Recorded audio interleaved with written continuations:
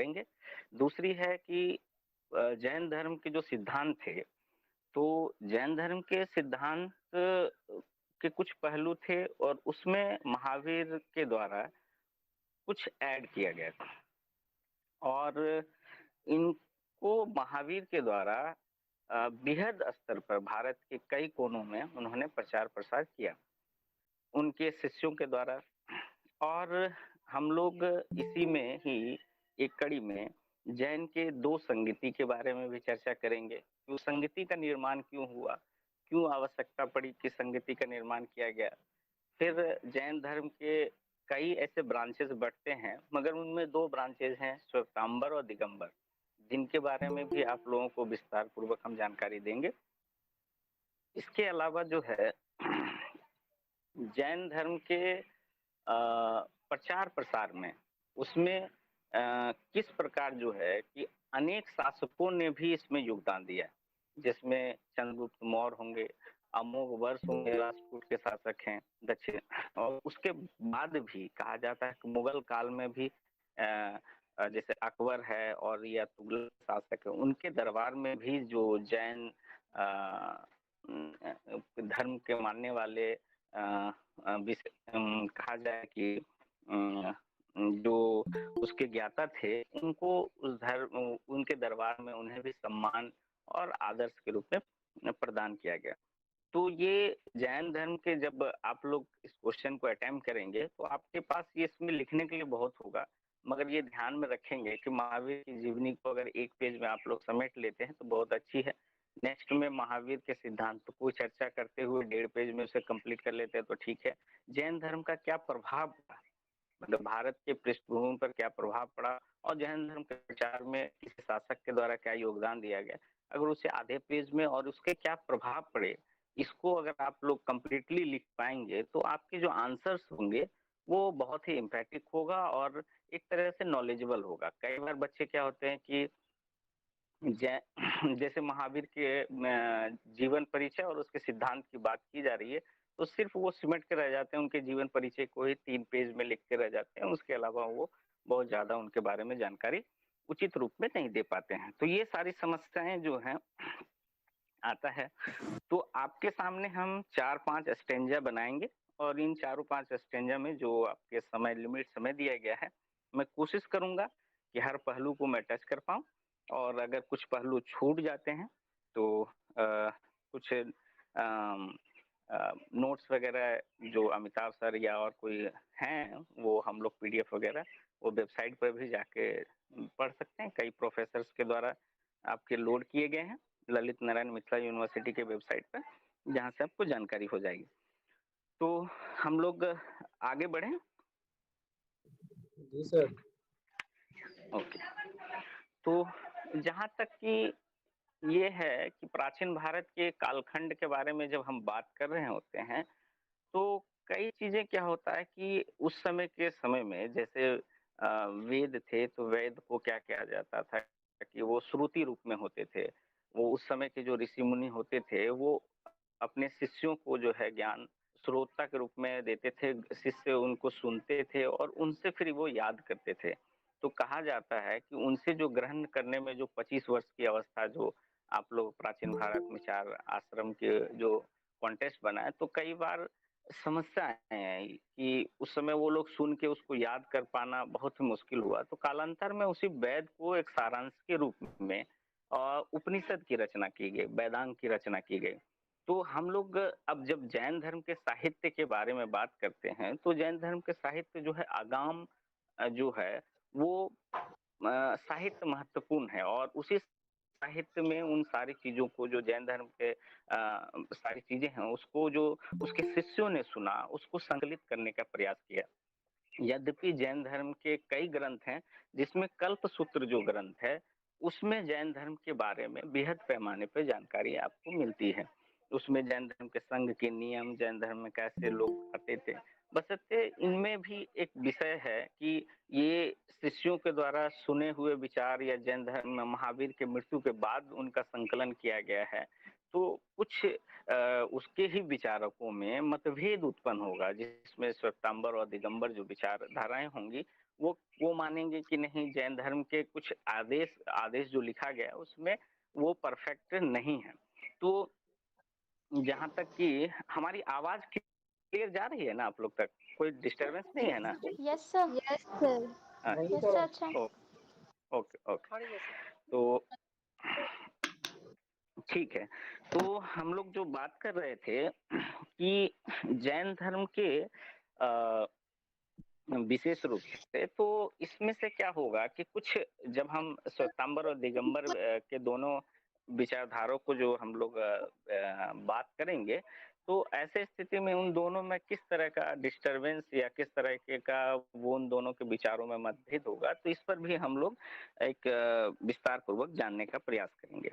अब हम लोग बात करते हैं महावीर की जन्म से संबंधित। यद्यपि एक इतिहासकार के सामने प्राचीन भारत का जब इतिहास लिखा जाता है तो उसके सामने बहुत बड़ी चैलेंज होता है, वो कालखंड। क्योंकि भारत का इतिहास का जो कालक्रम का निर्धारण की समस्या आती है, क्योंकि कोई भी डॉक्यूमेंट कई बार जो होता है वो पूर्ण रूप से उसी के काल में लिखा नहीं जा गया था। जैसे हमने कहा कि महावीर की मृत्यु के पश्चात उनके शिष्यों के द्वारा कई पुस्तकों का संकलन किया गया प्रथम या द्वितीय संगति में, जिसके कारण जो है कि उनके जो है तथ्य जो थे उनमें कई बार सवाल खड़े होते हैं। मगर इतिहासकार के सामने जो होता है कि एक बहुत बड़ा चैलेंज जरूर आता है कि उनको किस तरीके से उस तथ्य को सत्य माना जाए। तो जैसा कि यह बात हर पुस्तक, चाहे डीडी कौशाम्बी आप ले लीजिए, रामचंद्र शर्मा ले लीजिए, फिर उपेंद्र सिंह जी की पुस्तक है जो मनमोहन सिंह की बेटी हैं, दिल्ली यूनिवर्सिटी के प्रोफेसर है, उनका ले लीजिए, और फिर आप जेएनयू में हैं रोमेला थापर हैं, जो अभी रिटायर्ड प्रोफेसर हैं, उनका पुस्तक को आप ले लीजिए। प्राचीन भारत में ये 4-5 जो इतिहासकार हैं उनका बहुत ही नाम ख्याति है और उन्होंने कालखंड से संबंधित बहुत से विषयों पर। हेलो, हाँ, जरा सा आप लोग माइक म्यूट रखें तो आवाज इको नहीं होगा। सिर्फ माइक, आप आप लोग अपना माइक म्यूट कर लें जिससे आप लोग को डिस्टरबेंस नहीं हो जी। तो दरअसल क्या है कि इस समय इसके जो महावीर के जन्म के संबंधित में जो कई ऐसे डिबेट्स इतिहासकारों के बीच हुआ है उसके कालखंड को लेकर, तो कई जगह महावीर के जन्म का जो है ये तो मान के चलते हैं कि महावीर स्वामी जो है वो 72 वर्ष तक जीवित रहे, ये इस बात का प्रमाण सत्य है। अब रह गया कि इनके जन्म और मृत्यु, इनसे संबंधित कई इतिहासकारों में अपने अपने विचारों में उनमें द्वंद्व रहा, मतलब एक मतभेद रहा है। तो कुछ इतिहासकारों द्वारा इन्हें 599 वर्ष ईसा पूर्व जो तथ्य थे, जो उस समय के तत्कालीन साहित्य थे, उन साहित्य में 599 मतलब ईसा पूर्व के रूप में माना गया, या कुछ इतिहासकारों के द्वारा जो है 540 ईसा पूर्व माना जाता है। तो आप लोग इस पे कंफ्यूज नहीं होंगे, ये ध्यान में रखेंगे कि 72 वर्ष के आसपास जो है इन डेट से काउंट कर लीजिए, या तो 599 ईसा पूर्व से या तो 500 या 540 ईसा पूर्व से। इन दोनों डेट के अकॉर्डिंग जो है आप 72 वर्ष के बाद उनकी मृत्यु को मानेंगे। बिहार में कई बार बीपीएससी वगैरह देंगे तो इस तरह के डेट्स वगैरह पूछे जाते हैं, इसलिए आप जो है अपने विवेक का इस्तेमाल करेंगे और उसके अनुसार से आप क्वेश्चन के आंसर ऑब्जेक्टिव के रूप में देंगे। तो ये चीजें हैं। तो जहाँ तक है कि जैन धर्म में 24 तीर्थंकर के रूप माना जाता है कि जैन धर्म के अनुसार से इस धर्म को संचालित करने के लिए 24 तीर्थंकर थे। तो इतिहासकारों का मानना है कि जैन धर्म जो है वो प्राचीन भारत में सबसे प्राचीनतम धर्म है। मतलब कहा जाए कि इसका जो है ऋषभ देव जो प्रथम जो है आदिनाथ के बारे में चर्चा होती है, तो कई बार इतिहासकार इसे कॉन्टेस्ट करते हैं कि यह जो है सिंधु घाटी के सभ्यता में पाई गई एक मूर्ति है, जिनके आधार पर वो मानते हैं कि ये ऋषभ देव का है और आदिनाथ का, और यहाँ से प्राचीनतम ये धर्म प्रचार प्रसार हुआ है। बशर्ते यह एक डिबेट का विषय है, तो आप लोग उतना डीप में आप लोग नहीं जाना। बीए के स्टूडेंट हैं तो मेरे ख्याल से उस विषय को ज्यादा एनालिसिस करेंगे तो आपके थोड़ा टाइम ज्यादा लग जाएगा। तो हम लोग बात कर रहे थे जहाँ 23वें तीर्थंकर की बात किया जाता है, ये कहा जाए कि झा श्रीमान है जो वर्तमान में उनका निधन हो गया, वो कहते हैं कि 23वें तीर्थंकर जो पार्श्वनाथ थे, तो उनका जो है कि उनका वो स्थान जो है वो काशी है। आप लोग कभी भी बनारस जाइएगा तो पार्श्वनाथ का जो है कि आप राजघाट सॉरी अस्सी घाट से थोड़ा सा ऊपरी हिस्से में उनका स्थान है, पार्श्वनाथ की मंदिर वगैरह बना हुआ है, लोग वहाँ दर्शन करने जाते हैं। तो वहाँ कहा जाता है कि उन्होंने पार्श्वनाथ के जो उनके माता पिता भी उसके अनुयायी थे। ये इनका जो है झांसी माली अपने कॉन्टेस्ट पुस्तक में इस चीज का जिक्र करते हैं। तो दरअसल क्या था कि महावीर जब महावीर का जैसे बचपन का नाम बर्धमान था, तो बर्धमान जो आप लोग कभी इधर आसनसोल वगैरह जाएंगे तो बर्धमान एक स्टेशन पड़ता है। तो दरअसल क्या कि ये है कि बर्धमान था और का जो जन्म था वो वैशाली ये वीजी संघ जो है वो 8 राज्यों का एक सम्मिलित संघ था, 8 गणराज्यों का। तो विजय संघ के ही संघ में से एक जो था कि कुंडग्राम, तो उसी उसी स्थान पर महावीर का जन्म हुआ। और महावीर क्या बोले के सर? जो क्या बोले सर? कुंडग्राम वैशाली के महा विजय संघ। क्या आवाज वैशाली। जा रही है मेरी? यस सर, वैशाली के। देखिए वीजी संघ जो है, वीजी मतलब एक संघ, 8 गणराज्यों का एक संघ हुआ करता। वीजी संघ गणराज्यों का मतलब पूर्ण रूप से वहाँ लोकतांत्रिक व्यवस्था थी, सभा और समिति के द्वारा वहाँ स्त्री पुरुष के द्वारा सामान्य रूप से बैठक होकर कोई भी चीजें मतलब डिसीजन लिया जाता था कि उस संघ में से यस कौन सर। उसका प्रतिनिधित्व करेगा। जैसे वर्तमान समय में भारत सरकार का जिस तरह आप लोग चयन करते हैं, लोकसभा का जैसे चुनाव आप लोग करते हैं, तो हर लोग अपने अपने जगह से अपने अपने प्रतिनिधि को आप जो है तो वोट देके आपको चुनते हैं। तो फिर वहां चुनने के बाद जो है जब कैबिनेट पहुंचती है, तो कैबिनेट में सारे लोग पहुंचते हैं जो विजित होके, तो उसमें से किसी एक को ही प्रधानमंत्री बनाया जाता है। उसी तरह विधि संघ जो था वो 8 गणराज्य था, मतलब 8 छोटे छोटे क्षेत्र थे। जिस तरह भारत में आप मान लीजिए कि भारत में आपको 28 राज्य माने जाते हैं और उसमें 7 केंद्र शासित प्रदेश माने जाते हैं। उन सारे जगहों से जीते हुए जो जिनको समर्थन देता है वही भारत का प्रधानमंत्री बनता है, ठीक है। उसी तरीके से विधि संघ जो है एक गणराज्य था, मतलब संघ मतलब एक तरह से 8 गणराज्यों में, उसी में से एक जो है वो कुंडग्राम है।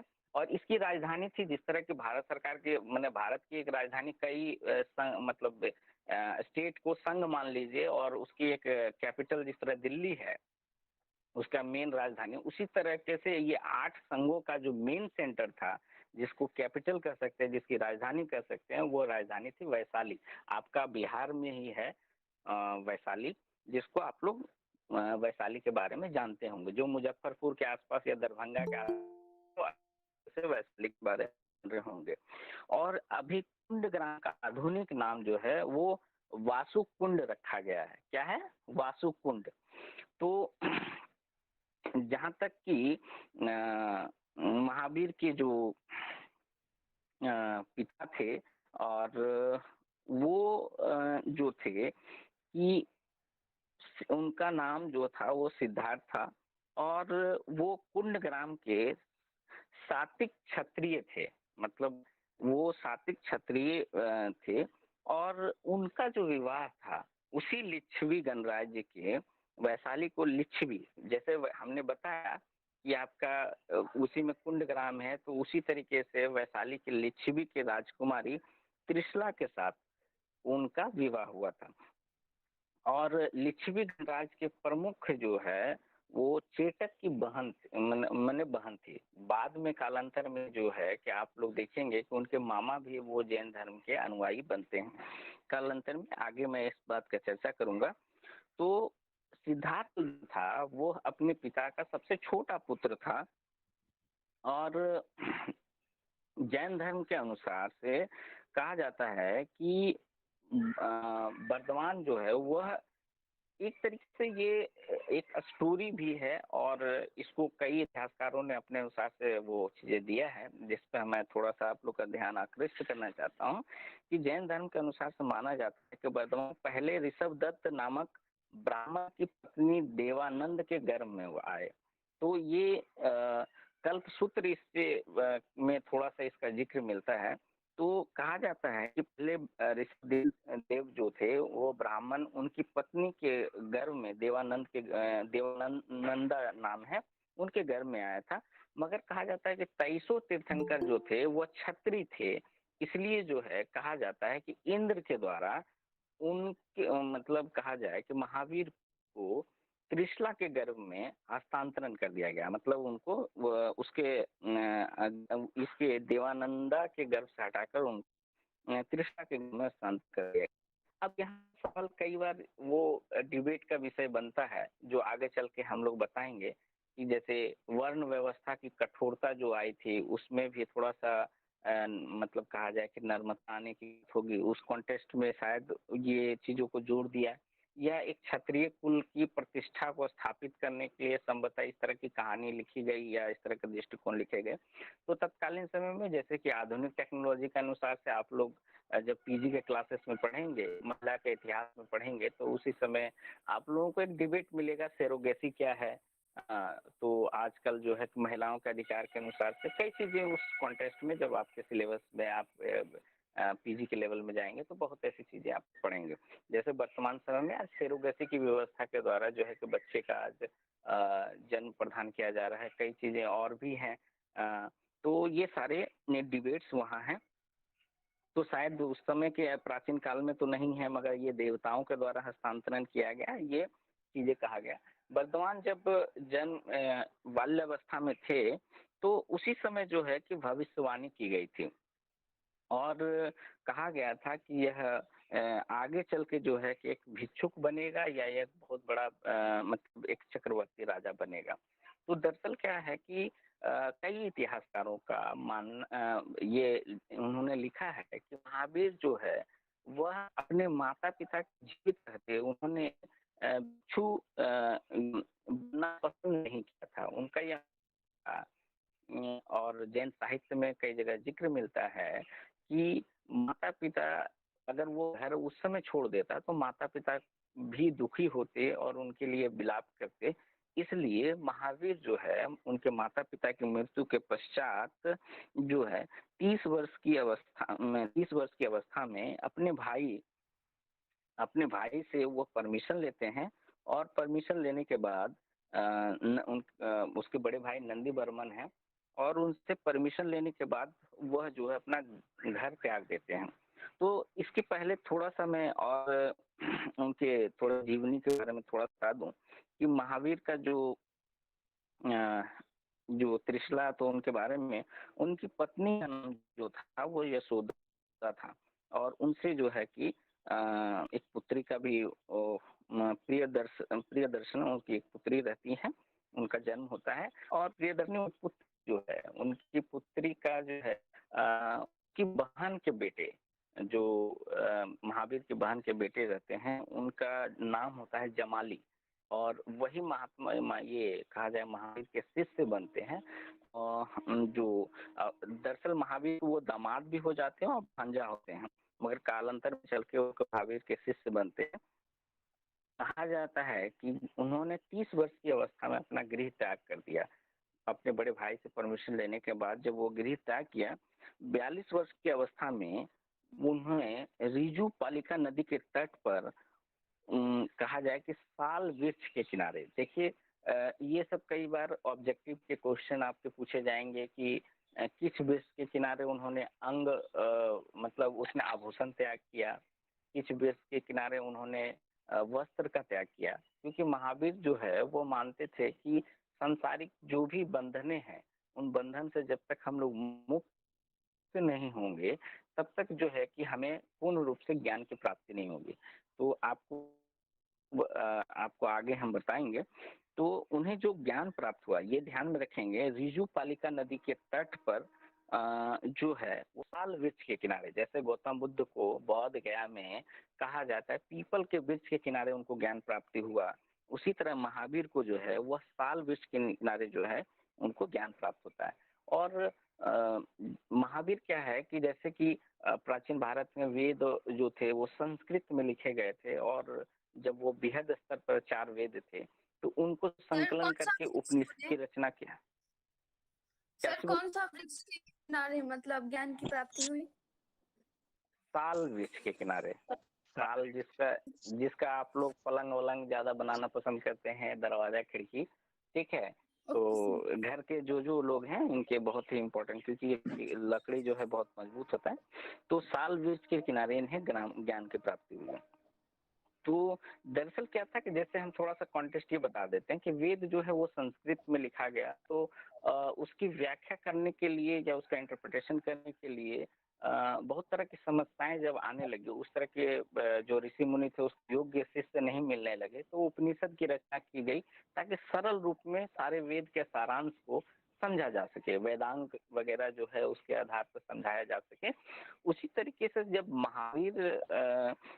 महावीर स्वामी जब उनको ज्ञान की प्राप्ति हुई, तो उनके सामने एक चैलेंज आया कि हम पब्लिक के बीच में जब जाएंगे और वहां अपने धर्म का प्रचार प्रसार करेंगे, तो किस प्रकार से हम कर पाएंगे। तो उन्होंने जो है कि कहा जाता है कि उन्होंने अर्ध मगधी भाषा का चयन किया। अर्ध मगधी भाषा, ये याद रखिए, कई बार ऑब्जेक्टिव में आप लोग को पूछे जा सकते हैं कि जैन धर्म का प्रचार प्रसार किस भाषा में किया गया। तो अर्ध मगधी भाषा, कालांतर में देखिए इसमें 3-4 भाषा होंगे। जब ये जैन धर्म जो है दक्षिण भारत चला जाएगा, तो दक्षिण भारत जाने के बाद वहां पर क्या है कि जैन साहित्य का कन्नड़ में भी रचना होगी, और जैन साहित्य का कालांतर में बाद में चल के जो है कि वो संस्कृत में भी रचनाएं की जाएंगी। मगर जो जय महावीर के द्वारा जो उपदेश दिए जा रहे थे लोगों के बीच में, वो अर्ध मगधी भाषा, ये ध्यान में रखिएगा। तो सर सबसे पहली बात, जी सर पूछे। प्राकृत भाषा उस टाइम का नॉर्मल भाषा था? देखिए, हाँ, जैसे उदाहरण के रूप में अगर आप लोग ध्यान में रखें, जैसे क्या होता है कि हमें लोग, जैसे दरभंगा हो गया, तो दरभंगा में जैसे एक मिथिला जो भाषा बोली जाती है, वो मिथिला का प्रभाव हमने देखा है कि मैं बिहार का उस क्षेत्र जो बंगाल के बॉर्डर या दार्जिलिंग के आसाम उसाम के आसपास एक किशनगंज का प्रांत है, वहां भी इस भाषा को लोग बोलते हैं। मगर उस क्षेत्र में जो दार्जिलिंग से सटा हुआ भाग या आसाम के भाग में जब मैं भ्रमण करने गया, तो वहां देखिए कि कुछ लोग मिथिला की भी भाषा बोल रहे हैं। तो दरअसल क्या होता है कि एक स्थानीय भाषा अपने आप होता है। जैसे बिहार का ही प्रांत है, जैसे आरा और बक्सर के आसपास चले जाएंगे तो वहाँ भोजपुर प्रांत कहा जाता है, वहाँ भोजपुरी में दुआ कैसा पानी इस तरह के लोग बात करते हैं। तो दरअसल क्या होता है कि हर स्थान का एक अपना स्थानीय भाषा होता है, और उस स्थानीय भाषा का प्रचलन और प्रसार कैसे हो पाता है, ये एक डिबेट का, इसलिए इसको समझने के लिए ये समझिए। जैसे आपके मिथिला अंचल के कोई प्रोफेसर हैं, उनका क्या हुआ कि उनका वहाँ जन्म हुआ, मगर वो जब माना जाए कि जैसे दरभंगा में आपके कई प्रोफेसर हैं हिस्ट्री के, वहाँ पढ़ाए और उनको फिर में चल के उनका चयन बनारस यूनिवर्सिटी में हो गया या वो ले गए, वो जब दिल्ली चले जाते हैं तो वो स्थानीय भाषा वहाँ पर बोलते हैं। जब उनका स्थानीय लोग मिल जाएंगे तो वो स्थानीय रूप में अपने लोगों से बात विचार करेंगे। तो इससे क्या होता है कि एक भाषा दूसरे पर अपने आप चला जाता है। तो महावीर स्वामी जो है उनको ये अर्ध मगधी भाषा या प्राकृतिक भाषा का चयन इसलिए करना पड़ा कि उस समय के जो शिष्य थे, उस समय के जो लोग थे, उन्हें संस्कृत का ज्ञान पूर्ण रूप से नहीं था। तो जब संस्कृत का पूर्ण रूप से ज्ञान नहीं था, तो स्थानीय लोगों को समझाने के लिए उस लोकल भाषाओं का चयन करना पड़ेगा। जैसे उदाहरण के रूप में मैं एक और एग्जांपल देना चाह रहा हूँ। जैसे मैं कभी एक बार मैं एमफिल कर पौंडीचेरी गया, तो पौंडीचेरी जब मैं वहाँ पहुंचा तो वहाँ की जैसे ऑटो वाले हैं, वो आपसे या तो इंग्लिश में बात करेंगे हल्का फुल्का, या तो फिर वो स्थानीय भाषा तमिल में बात करेंगे, जो मुझे बहुत ही दिक्कत हुआ क्योंकि मैं ना तो तमिल जानता हूँ, लोकल भाषा नहीं जानता। तो उस समय क्या होता था, इंग्लिश में हम लोग बोल देते थे 10 रुपीज 20 रुपीज, ये सारी चीजें हम लोग अपना कम्युनिकेशन जितना वो कर सकता है, जितना वो समझ सकता है अंग्रेजी भाषा, उतने में बात करके काम चलाते थे।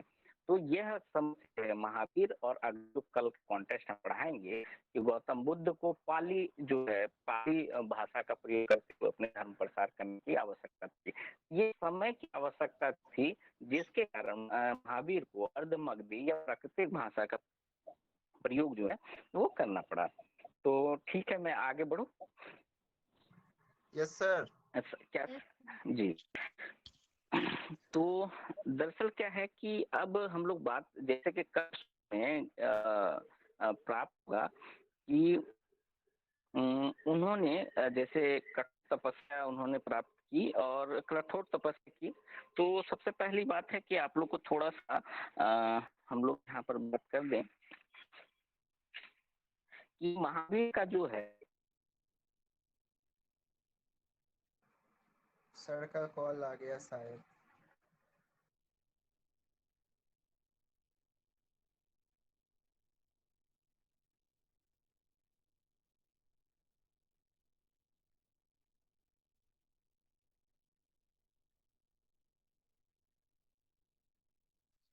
सपना, लिसन। हाँ बोलो ना। किसको प्रतीक मतलब अधमगधी भी कहा जाता है? प्रतीक नहीं, प्राकृत मतलब प्राकृत, नेचुरल। अच्छा, अधमगधी किसको कहा जाता है? ये एक भाषा है। भाषा है मतलब किसको? अर्धमध्य अधमगधी किसको कहा जाता? लैंग्वेज है ये। अच्छा, okay okay. Okay.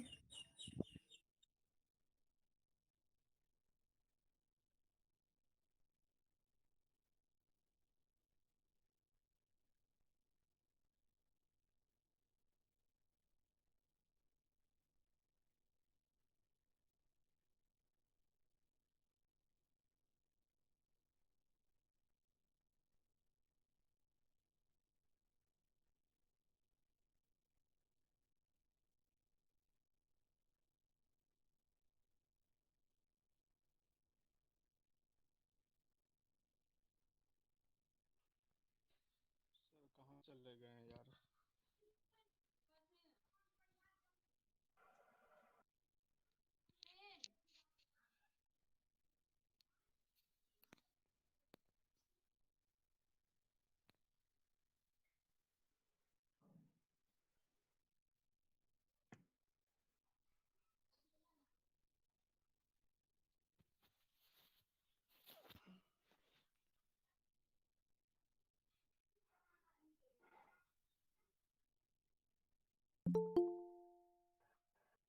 Good morning everyone.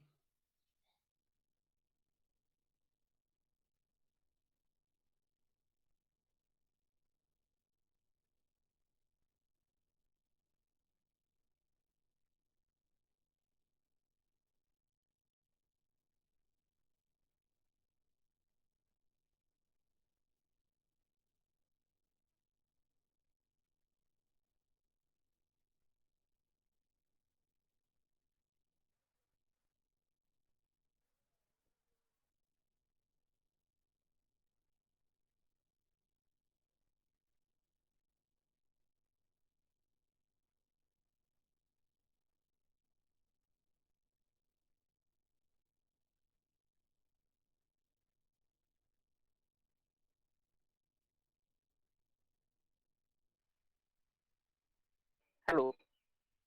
हाँ, मेरी आवाज जा रही है ना? जी सर। यस सर, आ रही है। जी। नहीं आ रही है। अच्छा, जी जी, थोड़ा सा नेटवर्क का इशू है बारिश के कारण। तो हमने कहा जैसे कि ज्ञान प्राप्ति के बाद वर्तमान का जो महावीर का जो है उनका नाम केवलिन हुआ, जिन हुआ, महावीर हुआ, अरहत हुआ, महान सूर हुए। तो इनमें इनकी सर जो क्या बताए केवलिन क्यों सर क्या बताए सर, फिर से बताइए। महावीर, आवाज हाँ नहीं आ रहा है, जी, आवाज फिर से। कह रहे हैं कि केवलिन उनका जब ज्ञान प्राप्ति हो गया वर्तमान का तो उनका नाम केवलिन हो गया, जिन हुआ, महावीर कहे जाने लगे या अरहत कहा जाने लगे। 4-5 नामों से उनको जो है संबोधन कहा जाने लगा या महान सूर कहे जाने लगे। केवलिन क्यों कहा गया कि सर्वोच्च ज्ञान मिलने के कारण उनको केवलिन कहा जाता है। ठीक है। जिन इसलिए महावीर को कहा जाता है, जिन जैसे कि हम लोग कई चीजें जब बचपन में थे तो अलाउद्दीन का चिराग वगैरह हम लोग कहते थे कि वहां से जिन निकलता है, वो जिन नहीं, महावीर को जिन इसलिए कहा गया, क्यों कहा गया, क्योंकि वो इंद्रियों को जीतने के कारण उनको जो है जिन कहा गया, कहा जाने लगा। और महावीर का जो उनका नाम संबोधन के रूप में दिया गया, कहा जाता है कि उनकी कठोर तपस्या के कारण देवताओं ने उनका नाम महावीर दिया। किसने दिया? देवताओं के द्वारा जो है उनका नाम महावीर दिया गया। तो दरअसल क्या है कि ये महावीर की जो कुछ है, और सारे जो जैन धर्म के अनुयायी हैं उनको निर्ग्रंथ क्यों कहा जाता है, क्योंकि वो उसको कहा जाता है निर्ग्रंथ, मतलब बंधन रहित, मतलब किसी भी बंधन में बंधना नहीं।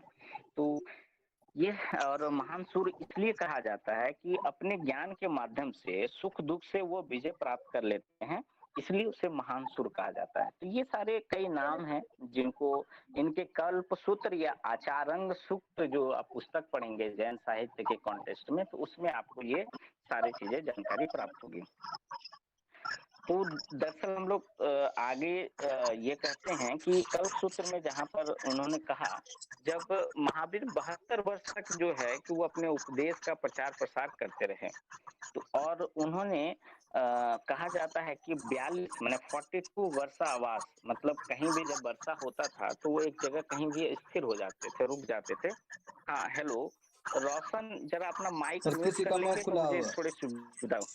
किसी का मुंह खुला हुआ है सर। जी जी हाँ, म्यूट कर लेंगे तो मेरी आवाज आप लोग तक पहुंच पाएगी। क्या बताए सर? ठीक है, क्या बताए सर? क्या बताए, फिर से बताइए। हाँ जैसे जी कह रहे महावीर हैं कि का कल्प 72 सूत्र वर्ष। के अनुसार, हाँ महावीर जो थे वो 72 वर्ष तक, मतलब उनका 30 वर्ष में उनको जो है कि अगर वो गिरि त्याग किए, 42 वर्ष की अवस्था में उनको ज्ञान प्राप्त हुआ, तो मतलब वो 72 ईयर्स तक जीवित रहे। तो उनका जो है 42 वर्ष अवकाश, मतलब वर्षा आवास, तो उन्होंने पहला जो वर्षा आवास था वो 80 का ग्राम नामक वर्षा आवास हुआ। और अंतिम जो वर्षा आवास हुआ, वर्षा आवास का मतलब क्या होता था, जो भिक्षु होते थे बारिश के समय में एक जगह से स्थान से दूसरी जगह तक जाके अपने उपदेश का प्रचार प्रसार नहीं कर सकते थे, तो उन्हें किसी राज्य में या किसी गुफा में या किसी स्थान पर उनको स्टे करना होता था, रुकना होता था, और उसके आधार पर वो अपना उपदेश वहीं तक देते थे। तो उसमें पहला जो रहा वो 80 ग्राम में रहा, और अंतिम में जो रहा, अंतिम में उनका पावापुरी रहा। तो उन्होंने 14 वर्षा आवास जो है वो राजगीर में, जो आपका राजगीर को लेके आपके माननीय मुख्यमंत्री जी बहुत ही सक्रिय हैं और पर्यटन स्थल के रूप में उसका बृहद पैमाने पर जो है उसके प्रचार प्रसार और उस पर ध्यान दे रहे हैं। तो 14 वर्षों तक जो वर्षा अवकाश रहा वो राजगीर में रहे, और राजगीर से बाहर जो है लगभग 12 वर्ष जो है वो वैशाली में रहे। मतलब वो जब बारिश का समय होता था उन्हें लौटकर वो जो है कि इन स्थानों पर ही वो आते थे। और इनके प्रथम जो शिष्य थे जिनके बारे में मैंने बताया कि वो उनके दामाद भी थे और भांजा भी थे। भांजा इस तरीके से क्योंकि उनके बहन के बेटे थे, उनसे अपनी प्रियदर्शनी अपनी बेटी से उसका विवाह कर दिया था, दामाद बने। तो महावीर के प्रथम शिष्य जो थे वह जमाली थे, और उन्होंने कहा, और उसके उपरांत भी कई उनके शिष्य बने।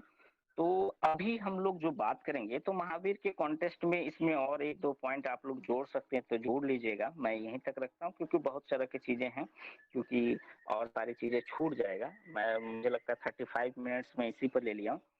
तो जैन धर्म के जो सिद्धांत पर मैं बात करता हूँ कि जैन धर्म के क्या आइडियोलॉजी रहे, तो थोड़ा सा क्या है कि आप लोगों को थोड़ा सा फिलॉसफी के दृष्टिकोण से सोचना होगा, अध्यात्म के दृष्टिकोण से आप लोगों को समझना होगा, क्योंकि ये जो विषय है वह एक तरह से आध्यात्मिक है।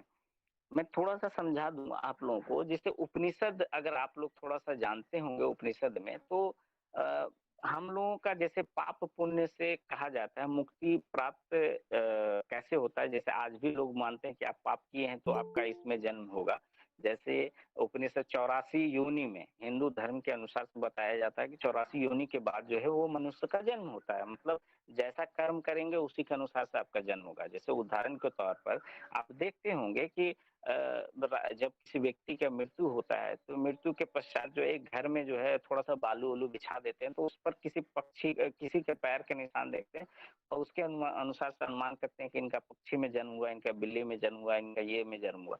तो हम यहाँ पर यह चीज समझाना चाहते हैं, जिस तरह उपनिषद में कर्म की प्रधानता दी गई थी, जैसे कि ऋग्वेद काल में माना जाता था जय कर्म के आधार पर मनुष्य को फल मिलता है। तो सवाल ये था कि कर्म की प्रधानता भारतीय पृष्ठभूमि में था, मतलब कर्म के अनुसार से ही मनुष्य सुख भोगता है या दुख भोगता है, उसका कारण माना जाता है। तो जैन धर्म जो थे उन्होंने कहा कि सांसारिक दुख से, संसार के जो दुख से उससे मुक्ति पाया जा सकता है। तो उन्होंने इस संबंधित में उन्होंने जो पुनर्जन्म का सिद्धांत है और कर्म, उन्होंने कर्म को आधार पर जो था मनुष्य जैसे मृत्यु के बाद पुनः जन्म लेता है तो उसमें कर्म की प्रधानता होती है। तो उन्होंने कहा कि मोक्ष की प्राप्ति की जा सकती है। तो उनका यह कहना था कि ये कैसे मोक्ष की प्राप्ति की जा सकती है। तो उन्होंने कहा था कि मनुष्य का जो संचित फल है, मतलब जो उसने अच्छे कर्म किया था और अच्छे कर्म के पश्चात जो है कि उनका संचित कर्म को उसका उपभोग करने के पश्चात उनको जो है कि समाप्त कर दिया जाए तो वह पुनः उनका पूर्ण जन्म नहीं होगा। तो उन्होंने कर्मों और फलों के संचित को रोकने के लिए, मतलब कैसे उन तीनों चीजों को रोका जाए, उसके 8 प्रकार के कर्मों के कारण जो है जीव जो है, कोई भी जैसे जीवित जीव है वो संसार में परिभ्रमण करता है, मतलब एक वस्तु से दूसरे वस्तु में उनका हस्तांतरण होता है। तो उन्होंने जो है कि संसार के जो दुख हैं और ये कर्म, मतलब कहा जाए कि कर्म प्रधानता के कारण जो है कि एक से दूसरे में जन्म होना, पुनर्जन्म होना, उनसे मुक्ति पाने के लिए उन्होंने त्रिरत्न का सिद्धांत दिया है, जिसको त्रिरत्न, ये अगले कल कॉन्टेस्ट में हम पढ़ाएंगे कि गौतम बुद्ध ने अष्टांगिक मार्ग दिया, 8 मार्ग दिए, तो वहीं पर इन्होंने त्रिरत्न का सिद्धांत दिया, जिनका कहा जाता है सम्यक दर्शन, सम्यक ज्ञान और सम्यक चरित्र। अब इन 3 चीजों को थोड़ा सा आपको जो है वो फिलॉसफी के अकॉर्डिंग समझना होगा। अगर जो विद्यार्थी फिलॉसफी के हैं तो उनको बहुत आसानी से ये चीजें समझ में आ जाएंगी। तो आप लोग थोड़ा सा इसको समझने का प्रयास करेंगे, क्योंकि जैसे है ना 8 प्रकार के है ना, क्या कैसे बोल रहे हैं? हाँ, 8 प्रकार आपकी आवाज नहीं है।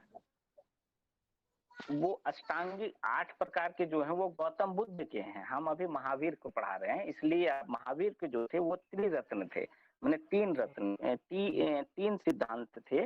उनका पहला सिद्धांत था सम्यक दर्शन, दूसरा था सम्यक ज्ञान, तीसरा था सम्यक चरित्र। ठीक है, अब हम लोग बात कर रहे हैं जो पहला क्या बोले सर? सम्यक हाँ, त्रिरत्न लिख लीजिए, जो इनको मतलब कहा जाए कि पुनः जन्म से मुक्ति पाने के लिए, जैसे मोक्ष प्राप्त करने के लिए क्या करना होगा, तो इन्होंने 3 सिद्धांत दिए थे। सम्यक दर्शन, नोट कर लीजिए, सम्यक दर्शन, सम्यक ज्ञान और सम्यक चरित्र। ठीक है, यस सर। सर आचरण भी इसको कहा जाता है, सम्यक आचरण। हाँ जी जी जी, वो कई जगह आपको जिस तरीके से मिले सम्यक आचरण आप लोग लिख सकते हैं, वो आचरण का मतलब वही है। तो हम लोग बात कर रहे हैं कि इनके बारे में मैं थोड़ा सा आपको 15 मिनट्स तक में इनको जो है इलैबोरेट करके मैं समझाने का प्रयास करता हूँ। तो दरअसल क्या था कि सम्यक दर्शन में इसमें यह समझाने का प्रयास किया गया, इसमें 7 तत्व की बात की गई। इसमें जीव, अजीव, बंधन, संबर, निर्जरा, मोक्ष, इसमें जो है सम्यक दर्शन में इन सारी चीजों को समझाने का प्रयास किया गया है। जीव क्या है, अजीव क्या है, बंधन क्या है, संबर क्या है, निर्जरा क्या है, मोक्ष क्या है, इन दर्शन में पूर्ण रूप से समझाने की बात की गई है। तो दरअसल हम लोग थोड़े से चीजों को समझें, जैसे उदाहरण के रूप में इसको आप लोग को थोड़ा समझाने के लिए में जो आप लोग का फाइनल ईयर बीए पार्ट 3 में जाएंगे तो वहाँ एक इन्वायरमेंटल साइंस एक पेपर होगा और उससे पूछा जाएगा क्वेश्चन, क्या है जैविक तत्व, क्या है अजैविक तत्व। तो दरअसल क्या था कि हमारे कॉस्मिक लॉ, जैसे ऋग्वेद में भी हमारे कॉस्मिक लॉ का जिक्र है, मतलब कहा जाता है कि ये सृष्टि जो है, ये ब्रह्मांड है, वो फिक्स है, एक नियति है कि उसमें संपूर्ण रूप से उसका संचालन स्वयं ही होता है, उसमें किसी का भी दबाव नहीं होता है। तो महावीर का भी मानना था कि जैसे कि आप लोग जो हिंदू टेक्स्ट वगैरह पढ़ेंगे तो वहाँ कहा जाता है कि शरीर जो है वह 5 तत्वों से मिलकर बना है। ऋग्वेद इसकी चर्चा भी करता है और इसको जो 5 एलिमेंट्स जो हिंदू शास्त्र में कोई भी है तो 5 एलिमेंट जैसे जल, अग्नि, आकाश, ये सारी चीजें कॉन्टेस्ट में। तो जैसे योग पद्धति में जाएंगे तो उसमें भी वो कहा जाता है कि 5 तत्व। तो ये क्या होता है, जैसे उदाहरण के रूप में आप लोग समझ लें, जैसे हमारे बॉडी में कैल्शियम है, हड्डियों में, हमारे बॉडी में जो है कि वाटर है। जैसे डॉक्टर के पास जाएंगे तो वो चेक करके बताएगा। आप ब्लड का टेस्ट कराइए तो सोडियम, फास्फोरस, ये सारे आयरन, जैसे आयरन की गोली अगर कमी हो जाती है जो लड़कियों वगैरह में कई डिजीज के कारण, तो उनको आयरन की गोली खिलाया जाता है। तो सवाल यह है कि हमारा शरीर जो बॉडी है, एलिमेंट है, वह कई अजैविक घटकों से बना हुआ है। तो ये जैन धर्म में भी था कि उन्होंने भी जीव और अजैविक, जैविक और अजैविक, जैसे मैंने कहा कि एक पौधा को आप लेते हैं तो उसको जड़ से जो है कि उसको पानी, उसका प्लांट से जो है जड़ से वो वाटर लेता है और उसी जगह पर मिट्टी से जो है वो पोटेशियम का वो संचय कर लेता है, पोटेशियम को वो लेता है और हरी पत्ती का जो है सूर्य की रोशनी के बाद वो फ्लोरोफ्लोरोकार्बन के द्वारा जो है कि वो कहा जाए कि वो भोजन का निर्माण करता है। और जिस हरी पत्तियों को, क्योंकि मनुष्य जो है वो सर्वहारा है, मतलब कहा जाए कि वो मांस भक्षण भी करता है और शुद्ध शाकाहारी भोजन भी करता है। तो जो हरी पत्तियों को, जैसे पालक का साग आप लोग ले आए तो आपके बॉडी में जो है कि उसके अनुसार से जो है कि आयरन आसानी से मिल गया। तो ये चीजें हैं कि हम लोग जो है कि नेचर से डायरेक्ट आयरन नहीं लेते हैं, पोटेशियम नहीं लेते हैं, सोडियम नहीं लेते हैं। हम लोग जो भूमि में पड़ा हुआ है जिसको हम लोग डायरेक्ट नहीं ले सकते, वो चावल के द्वारा या पालक की सब्जी के द्वारा या और किसी तरह के फल के द्वारा, तो उसके द्वारा हम लोग का बॉडी में आता है। और पुनः जब हम लोगों का अपघटन होता है, मतलब कहा जाए कि जब हम लोग की मृत्यु होती है तो जब उसको जो है अजैव जो अपघटक तत्व हैं उसको जो है कि वो सड़ा के जमीन में पुनः वो मिला देता है, तो फिर से वो वातावरण में अजैविक तत्व जो होते हैं जिसमें पोटेशियम या सल्फेट या आयरन, वो विमुक्त हो जाता है, नाइट्रोजन, वो फिर से वो भूमि में प्राप्त हो जाता है। और सृष्टि का एक संरचना है जिसका साइक्लोन के तरीके से, माने पारिस्थितिकी जब पढ़ेंगे तो जैविक अजैविक तत्वों का खाद्य श्रृंखला, जो साइंस के विषय होंगे ये सब, वो या बॉटनी के होंगे, वो लोग इस पर डिटेल रूप से पढ़ते हैं। तो वो खाद्य श्रृंखला का एक जो चेन है वो एक कंटिन्यू चलता है। तो इसी दृष्टिकोण से महावीर को जो जैन धर्म का सिद्धांत था, उनका ये कॉन्टेस्ट था कि जो जीव और अजैविक है, इन दोनों के बीच में जो है कि सामंजस्य बना रहता है और इन्हीं के द्वारा जो है कि सृष्टि का निर्माण हुआ। ये इसलिए मानते हैं, माने जैन धर्म जो है वो ईश्वर ईश्वर को नहीं मानते हैं कि मतलब जैन धर्म में जो है सृष्टि का निर्माण ईश्वर ने किया। जैसे हिंदू धर्म में हम लोग मानते हैं कि जो कुछ भी हो रहा है वो ईश्वर के द्वारा हो रहा है। मगर दरअसल क्या है कि ये वर्तमान समय में जिस तरह विज्ञान जो है आपका खोजबीन कर रहा है, तो उनका कहना है कि भाई अगर अजैविक तत्वों का मतलब प्रदूषण, माने अजैविक तत्वों में जैसे या जैविक तत्वों में जो प्रदूषण फैलेगा या उसमें किसी तरह का कहा जाए कि दृश्य उसके संरचना में बदलाव होगा, तो वह जो है इस सृष्टि के विनाश में वो घातक होगा। मैंने फूड चेन का कॉन्सेप्ट टूट जाएगा जिसके कारण सृष्टि का नाश भी हो सकता है। तो उदाहरण के तौर पर जैसे अगर वाटर गंदा हो जाएगा तो वाटर को अब हम लोग प्यूरिफाई करते हैं तब जाके पीते हैं। अगर वही गंदा वाटर पिएंगे तो इस सृष्टि से हो सकता है कि एक दिन पृथ्वी पर से पानी समाप्त हो जाए तो मनुष्य का मरना तय है। मनुष्य जीवित रह ही नहीं सकता, किसी प्राणी का जीवित रहना तय नहीं। तो उसी तरह जैन धर्म में क्या था कि ईश्वर की कल्पना को उन्होंने स्वीकार नहीं किया। माने उन्होंने कहा कि ये सृष्टि का निर्माण ईश्वर ने नहीं किया। उनका मानना था कि जैविक और अजैविक तत्वों के संयोग से कि सार्वभौमिक विधान है जिसके द्वारा इस सृष्टि का निर्माण हुआ है। और ये सृष्टि जो है वो नियत है और शाश्वत है। जो लोग बच्चे ज्योग्राफी ऑनर्स के रहते हैं तो उनको पढ़ाया जाता है कि डिटर्मिनिज्म, जिसको कहा जाता है नियतिवाद। माजिद हुसैन जो है उनकी पुस्तक में काफी अच्छे से नियतिवाद के बारे में चर्चा किया गया है। आप लोगों को कभी समय मिले तो जरूर पढ़िएगा। तो जो यूपीएससी वगैरह का तैयारी करेंगे वो माजिद हुसैन को जरूर पढ़ेंगे।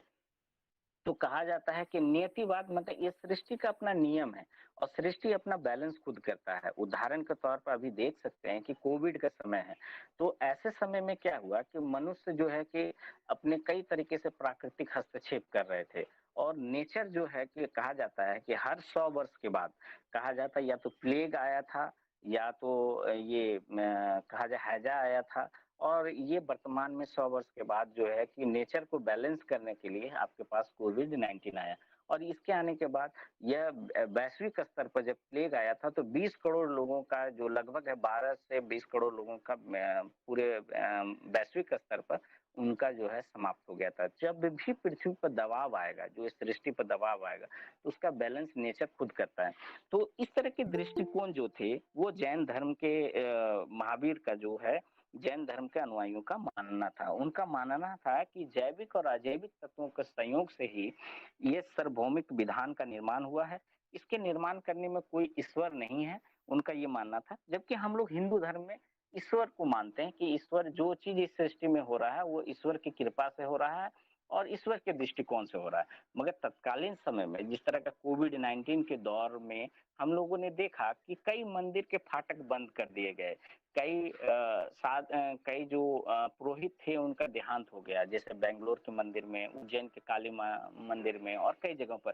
तो दरअसल क्या होता है ऐसे समय में जो जैन धर्म के सिद्धांत है या नेचर का जो पावर है, जो प्रकृति का अपना पावर है, वो एक शिक्षित वर्ग को तो समझना होगा कि नेचर अपना बैलेंस खुद करता है, वो नियति के सिद्धांतों का पालन करता है और उसके अनुसार से आपको मानने होंगे। तो ये जो विचार थे महावीर के जो सम्यक दर्शन में उनमें ये था कि जैविक अजैविक तत्वों का और उन्होंने अजैविक तत्वों को 5 भागों में उसने बांटा था जिसको बोलते हैं पुद्गल धर्म, जिसमें धर्म माने गतिशीलता का सिद्धांत बोलते हैं, अधर्म माने जड़ता का सिद्धांत बोलते हैं, आकाश एवं काल। जिस तरीके से देखिए उदाहरण के रूप में इसलिए समझिए कि जैसे अजैविक तत्वों का आप लोग बांटते हैं और जैविक तत्वों को हम लोग बांटते हैं, जिनमें चेतना होती है, जो सांस लेता है, जो चल फिर सकता है, जिनमें सोचने की क्षमता होती है, उसको अजैविक के 5 भेद मैंने बताया। पुद्गल धर्म, धर्म माने गतिशीलता का सिद्धांत, अधर्म माने जड़ता का सिद्धांत और आकाश एवं काल। तो जैसे कहा जाए पुद्गल का मतलब होता है अणु, अणु अणु जो उसका हम लोग अणु पर अभी रिसर्च भी हो रहा है कि कई तरीके से, जिसमें ये कहा जा रहा है कि सृष्टि का इस पर जो है अणु का इन्वेंशन, अगर उस पर बहुत से कंपनियां इस पे इन्वेस्ट कर रही है उसके बारे में, तो ये कण के बारे में होगा तो आगे चल के हो सकता है एनर्जी की आवश्यकता हम लोगों को, पेट्रोल खाद्य समाप्त होने के बाद भी हम लोग ऊर्जा का बेहद पैमाने पर प्राप्त करेंगे। तो इसका जिक्र वो जो है जैन धर्म के लोग करते हैं। तो समस्त जगत का जो आधारभूत तत्व जो मानते हैं वो अणु माना जाता है। मतलब और ये बात सत्य है, जो भौतिक फिजिक्स के जो स्टूडेंट हैं वो इसके इम्पोर्टेंस को जानते हैं, वो अणु तत्व के बारे में वो लोग चर्चा करते हैं। तो इस पर ज्यादा हम आप लोग को और डिटेल में न ले जाएं। तो बौद्ध धर्म में जो है पुद्गल का उल्लेख मिलता है, माने अणु के बारे में जो है, परंतु वहाँ अचेतना जिसको अचेतन जड़ पदार्थ को पुद्गल नहीं कहा गया है, केवल शारीरिक जीव ही पुद्गल माने जाते हैं। तो जैन ये इसके अलावा हम लोग बात कर लेते हैं थोड़ा सा, जैसे बंधन के बारे में हम लोग बात करते हैं। तो जैन धर्म में माना जाता है कि जीव जो है कर्मों के बंधन में बंधा होता है और अर्थात इसी कारण उनका जो है पुनर्जन्म होता है। तो उनके आधार पर उनका कहना है कि जैसे मोक्ष या निवारण के लिए का क्या आधार होगा, उसके बारे में जो है ये सम्यक दर्शन में ही बृहद पैमाने पर चर्चा किया गया है। तो इसमें क्या है कि जैसे इसमें 5 समितियां बनाई गई है, इडिया समिति, भाषा समिति, एसना समिति, आदान समिति, उत्सर्ग समिति। तो यह समिति जो पहला समिति की बात है, जिसमें कहा गया मार्ग पर जीवों को देखते हुए चले। अब जैसे दरअसल क्या है कि यहाँ पर जैन धर्म के थोड़ा सा आगे की बात जब हम लोग करेंगे तो क्या है कि हाँ, तो इसमें क्या है कि जैसे आप लोग चल रहे हैं तो जैन धर्म में क्या होता है कि आगे चलते हैं तो वो लोग झाड़ू लगाते हुए चलते हैं कि किसी भी जीव को पैर के नीचे जो है वो जब कि उनका समाप्त ना हो जाए। और भाषा समिति में उनका यह मानना था कि विनम्र, मधुर और सत्य वचन को बोलें, जो कि आज के दृष्टिकोण में आप लोग जान ही रहे हैं कि वो सारी चीज़ें अवंचित हो गया है, क्योंकि ना तो सर लोग विनम्र से हाँ, जी। सर 5 समिति कौन हाँ, कौन सा? इरिया लिखिए, इरिया यस समिति, भाषा भाषा समिति, हाँ थर्ड एसना समिति, एसना समिति, आदान समिति हाँ ब्रेक और हाँ, पास और उसके बाद उत्सर्ग समिति, ओके सर उत्सर्ग, ठीक है। तो मैं ओके पहली सर समिति में क्या उत्सर्ग से है कि पहले क्या बोले सर? उत्सर्ग से पहले क्या बोले सर? आदान आदान, समिति आदान समिति, ठीक है आदान से पहले जी। तो थोड़ा सा और भी पॉइंट, जी जी, एक दो पॉइंट और भी आपको बताने हैं, मेरे ख्याल से लगता है 9 बज गए हैं तो आपके लिए 20 मिनट का समय भी देंगे आप लोगों को, तो खैर नोट करते जाइए। मैं और आगे मैं बढ़ूं, मैं इस पर एनालाइज बताऊं समिति के जो इम्पोर्टेंस है, जी नोट कर लिए ना आप लोग? Yes sir. यस सर, जी यस सर, बताइए। Okay okay. तो पहली समिति जो था, पहली समिति में जो कहा जाता था, ये सम्यक दर्शन में ही ये सारी चीजें बताए गए, जो जैन धर्म के नियम है जिसके बारे में हम बात कर रहे हैं। तो पहली समिति में कहा गया कि मार्ग पर जीवों को देखते हुए चलें। जैसे उदाहरण के रूप में हम लोग अगर चल रहे हैं तो हम लोग उतने ध्यान नहीं देते, हमारे पैर के नीचे चींटी आ गया या किसी जीव का आ जाने से हमें कोई परवाह नहीं होती। मगर जो जैन धर्म के मानने वाले थे वो क्या करते थे, आगे रोड को साफ करते हुए चलते थे, किसी भी जीव पर उनका पैर ना पड़े। भाषा के बारे में बात कहा जाता है कि भाषा समिति में जो है उनमें कहा जाता है विनम्र बोले, मधुर बोले और सत्य बोले। तो दरअसल क्या होता है कि आज के समय में जिस भारत के पृष्ठभूमि में इस धर्म का जो है कि उत्पत्ति हुआ और इस धर्म ने वैश्विक स्तर पर अपनी जो पहचान ख्याति प्राप्त की, चारों दिशाओं में अपने ज्ञान को स्थापित किया, क्योंकि जैन धर्म यहाँ से आज जो है बिहार के आपके प्रांत से कहीं ज्यादा कठोर रूप से जो है वो बंगाल के कुछ प्रांतों में या कर्नाटक में इसके जो है बृहद पैमाने पर माना जाता है। उड़ीसा में भी 2 गुफा है, वो खंडगिरी और उदयगिरी। कभी आप लोग को समय मिले तो इन 2 गुफाओं में जैन के जो इम्पोर्टेंस है वो देखने को आपको मिलेगा। तो दरअसल क्या है कि यह जो है कि आज यही बिहार आपके सामने, जहाँ पर लोग जो है उनमें कई तरह के मतलब कहा जाए कि आज के समय में लालसा या उस तरह के दृष्टिकोण आ गए हैं, मधुरता की कमी आ गई है वाणी में। किसी छोटी-छोटी बातों पर लोग आपस में उलझते हैं, क्योंकि इसका एक एग्जांपल इसलिए दे रहे हैं, कोई भाई-भाई से ज़मीन के मामले पर लड़ रहा है या कोई पड़ोसी अपने आस-पास से लड़ रहा है, तो अब आप बीपीएससी वगैरह तैयारी करेंगे तो भारत में लगभग 70 से 75 या 85 जो है वह यहाँ पर जो केसेस हैं, लोग कोर्ट में पहुंच जा रहे हैं एक दूसरे के लिए, 2 इंच की जमीन के लिए, 6 इंच की जमीन के लिए अपने भाई से लड़ रहे हैं। और उसमें 75% जो है केस जो है, मुकदमा जो है वो कोर्ट में सिर्फ जमीन को लेके है बिहार में, और किसी मैटर को लेकर नहीं है, सब छोटी-छोटी जमीन वगैरह। तो जैन धर्म जो भारत के मतलब बिहार के आपकी पृष्ठभूमि में था, उन्होंने उसी समय कहा था विनम्र बात करें, मधुर करें, सत्य वचन बोलने का प्रयास करें। उसके बाद तीसरी समिति जो था वो एसना समिति, वो बोलता है कि भिक्षा दोषों से रहित भिक्षा ग्रहण करें।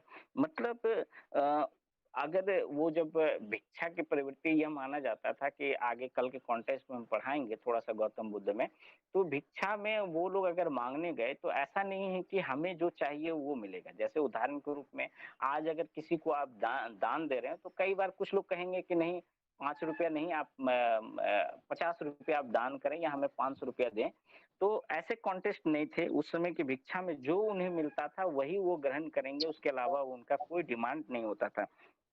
और वस्तु रखते समय तीसरा जो कहता है, आदान समिति कहता है कि चौथा समिति, वस्तु रखते समय जीवों पर ध्यान रखें।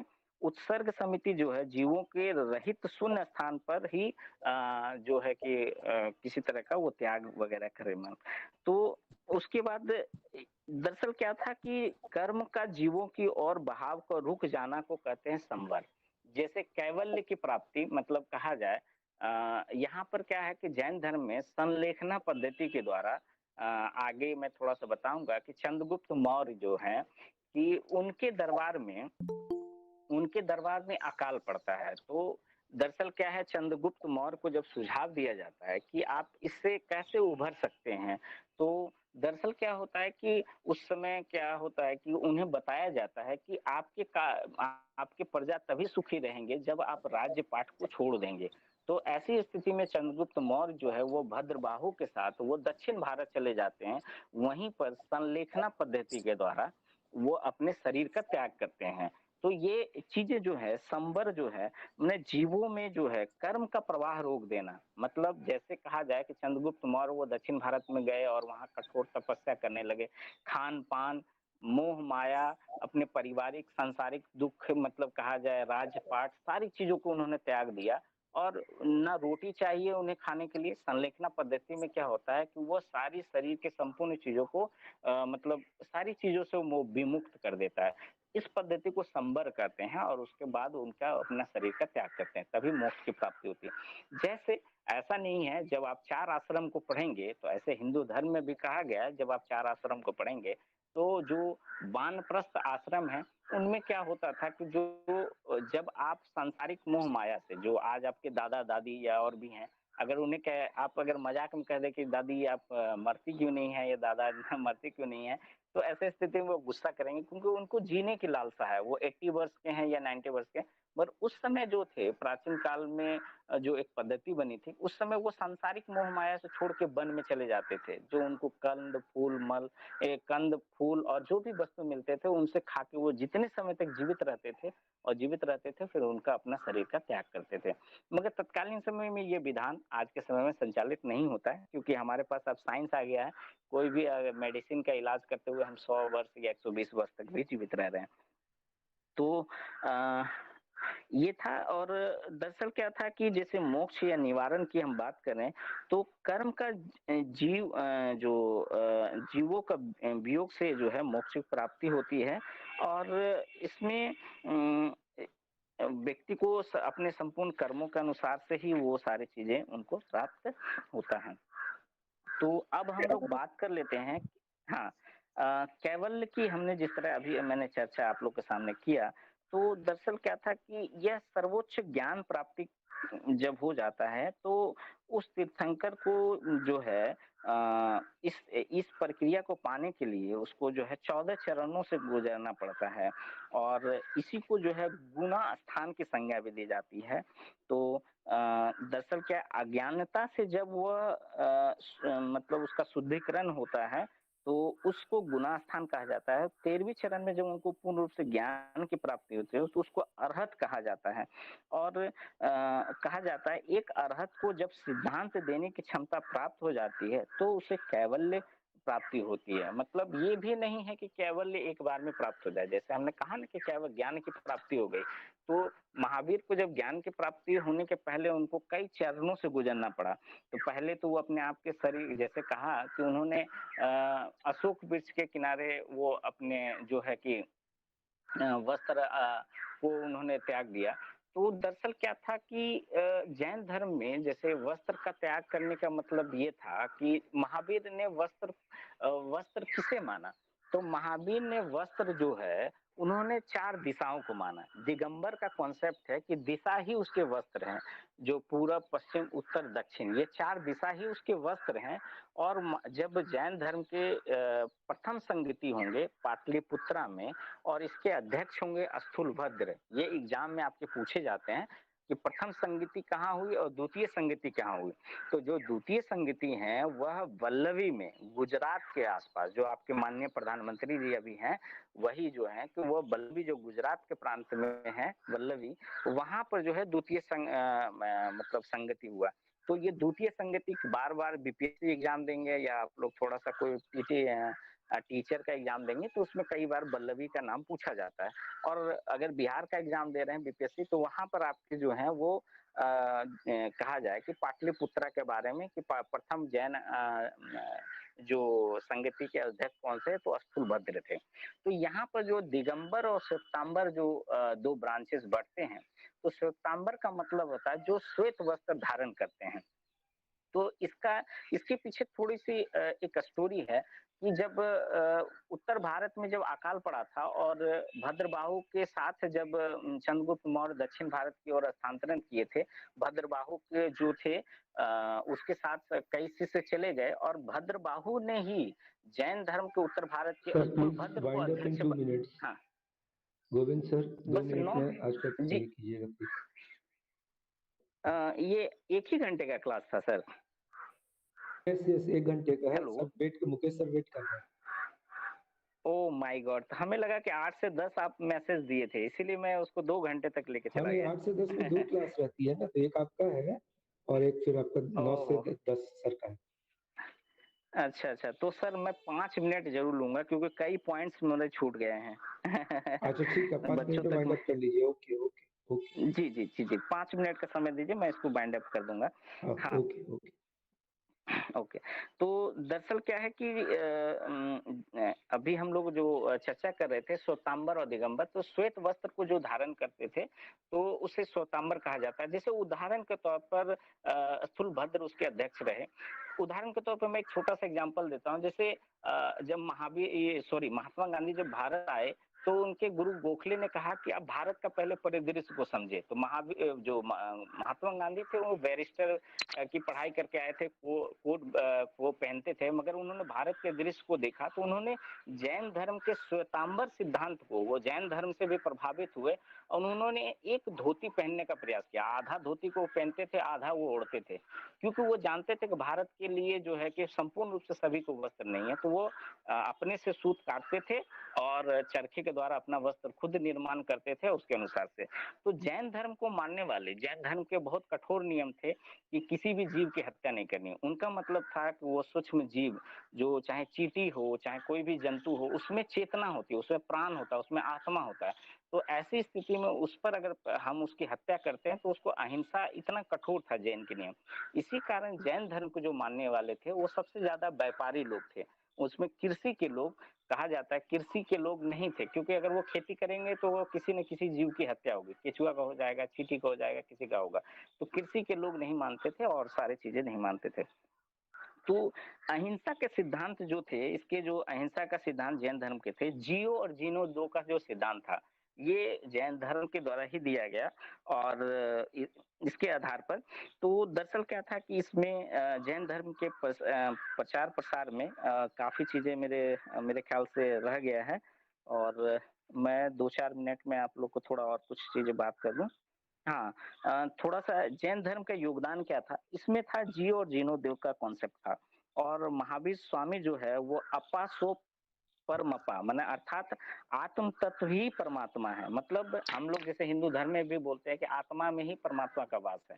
तो हम लोग के ये भी कहा जाता है कि एक व्यक्ति का दूसरे व्यक्ति का आदर करिए, क्योंकि उसमें भी ईश्वर का वास है।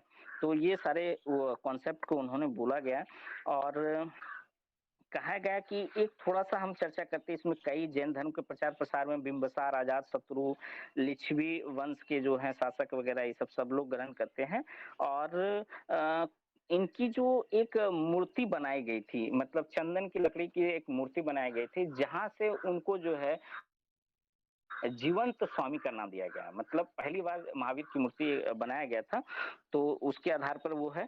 और कहा जाए कि खारवेल का जो हाथी गुम्फा अभिलेख है, उसमें आपको जो है कि इनके मूर्ति पूजा के बारे में प्राचीनतम साक्ष्य मिलेंगे, उसके बारे में चर्चाएँ होंगी।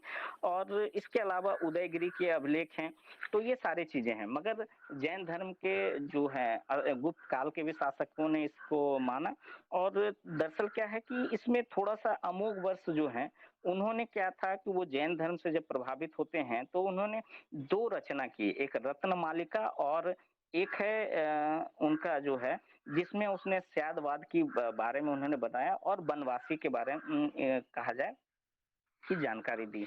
और थोड़ा-सा क्या था कि एक चीज़ और हम समझाते, अनेकतावाद और स्यादवाद क्या है? तो दरअसल क्या है कि मैं बड़े शॉर्ट शब्दों में इसको समझाने का प्रयास कर रहा हूँ कि जैसे हम लोग इसमें संभवतः जैसे स्यादवाद का कॉन्सेप्ट जैसे क्या है कि किसी भी वस्तु को अगर हम देखते हैं, तो हम अपने अनुसार से उसको सत्य मानते हैं। और जबकि उनका कहना है कि एक तरीके से वो कोई भी वस्तु एक तरीके से वास्तविक सत्य नहीं होता, उसमें कई तरह से अनेक रूपों से उसमें सत्यता होती है। तो अनेकतावाद का जो सिद्धांत है, ये थ्योरी को समझाने के लिए मुझे कम से कम 30 मिनट चाहिए था। तो मैं क्षमा चाहता हूँ कि मैं इस कॉन्टेक्स्ट को अच्छे से नहीं समझा पाया आप लोगों तक। और कहा जाए कि इसी आधार पर जो जैन मतलब श्वेतांबर और दिगंबर के जो अगर कभी बीच में थोड़ा-सा अंतर है, वो 2 मिनट और मैं लूँगा। तो इसमें क्या है कि ये लोग श्वेत वस्त्र धारण करते थे, इनका मुख्य क्षेत्र मगध था। दिगंबर जो थे, वो दक्षिण भारत जाने वाले थे और ये वस्त्र धारण नहीं करते थे, मतलब ये नग्न रहते थे और ये महावीर के जो जीवंत स्वामी दृष्टिकोण जो संप्रदाय था, उनको मानते थे और ये लोग उसको नहीं मानते थे। और दरअसल क्या था, श्वेतांबर जो थे वो भोजन को अवश्य मानते थे, माने भोजन ग्रहण करते थे। दिगंबर के लोग जो है भोजन को आवश्यक नहीं मानते थे। और जैसे कहा श्वेतांबर में जैन आगम साहित्य में विश्वास करते थे, दिगंबर जो है वो आगम साहित्य में विश्वास नहीं करते थे, क्योंकि भद्रबाहु अंतिम शिष्य था और वो दक्षिण भारत चला गया।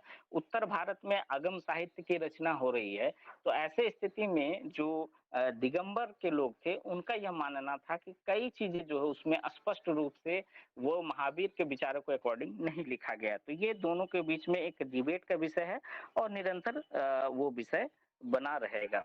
तो इसी के साथ जो है आप लोगों से जो है कुछ कमी रह गई है, और आप लोग अगर पर्सनली हमसे कुछ बात करना चाहेंगे तो बाद में आप बात कर सकते हैं। जिस किसी को कुछ पूछना हो तो पूछ लें। थैंक यू सर, नहीं सर, थैंक यू कल सर। मैनेज कर लीजिएगा, कल भी आपका क्लास है सर, कल मैनेज कर। हाँ नहीं, बौद्ध धर्म भी बहुत विस्तृत है और मैं आप लोगों से क्या मेरे क्लास समझ में आई कि नहीं, और इजी वे में मैं और एनालिसिस करूंगा। Yes, sir. मैं ये yes sir, yes sir, yes sir, yes sir. Oh, जी सर, समझ में आ गई सर। ओके, ठीक है, ओके ओके, थैंक यू। ठीक है sir, Amitabh sir, thank you sir. Thank you, sir. Okay, thank you sir, thank you sir, thank you sir. Thank you. हाँ, thank you sir, thank you sir. धन्यवाद। Bye sir. तो sir thank you. Mukesh sir please come on, please start your bye sir. Class. Okay, thank you. Mukesh sir. Hello hello. हाँ Mukesh sir please. Hello हाँ, sir, yes, good morning yes. Sir. Good morning sir, good please morning. Start कीजिए। Good morning sir, सुप्रभात। Morning sir. ठीक, good good morning. Morning sir. Good morning, good morning. ठीक है। Good morning sir. हाँ good morning. चले तो अब आज हम लोग अपने जैसा हम वो जो है वो है स्पेन।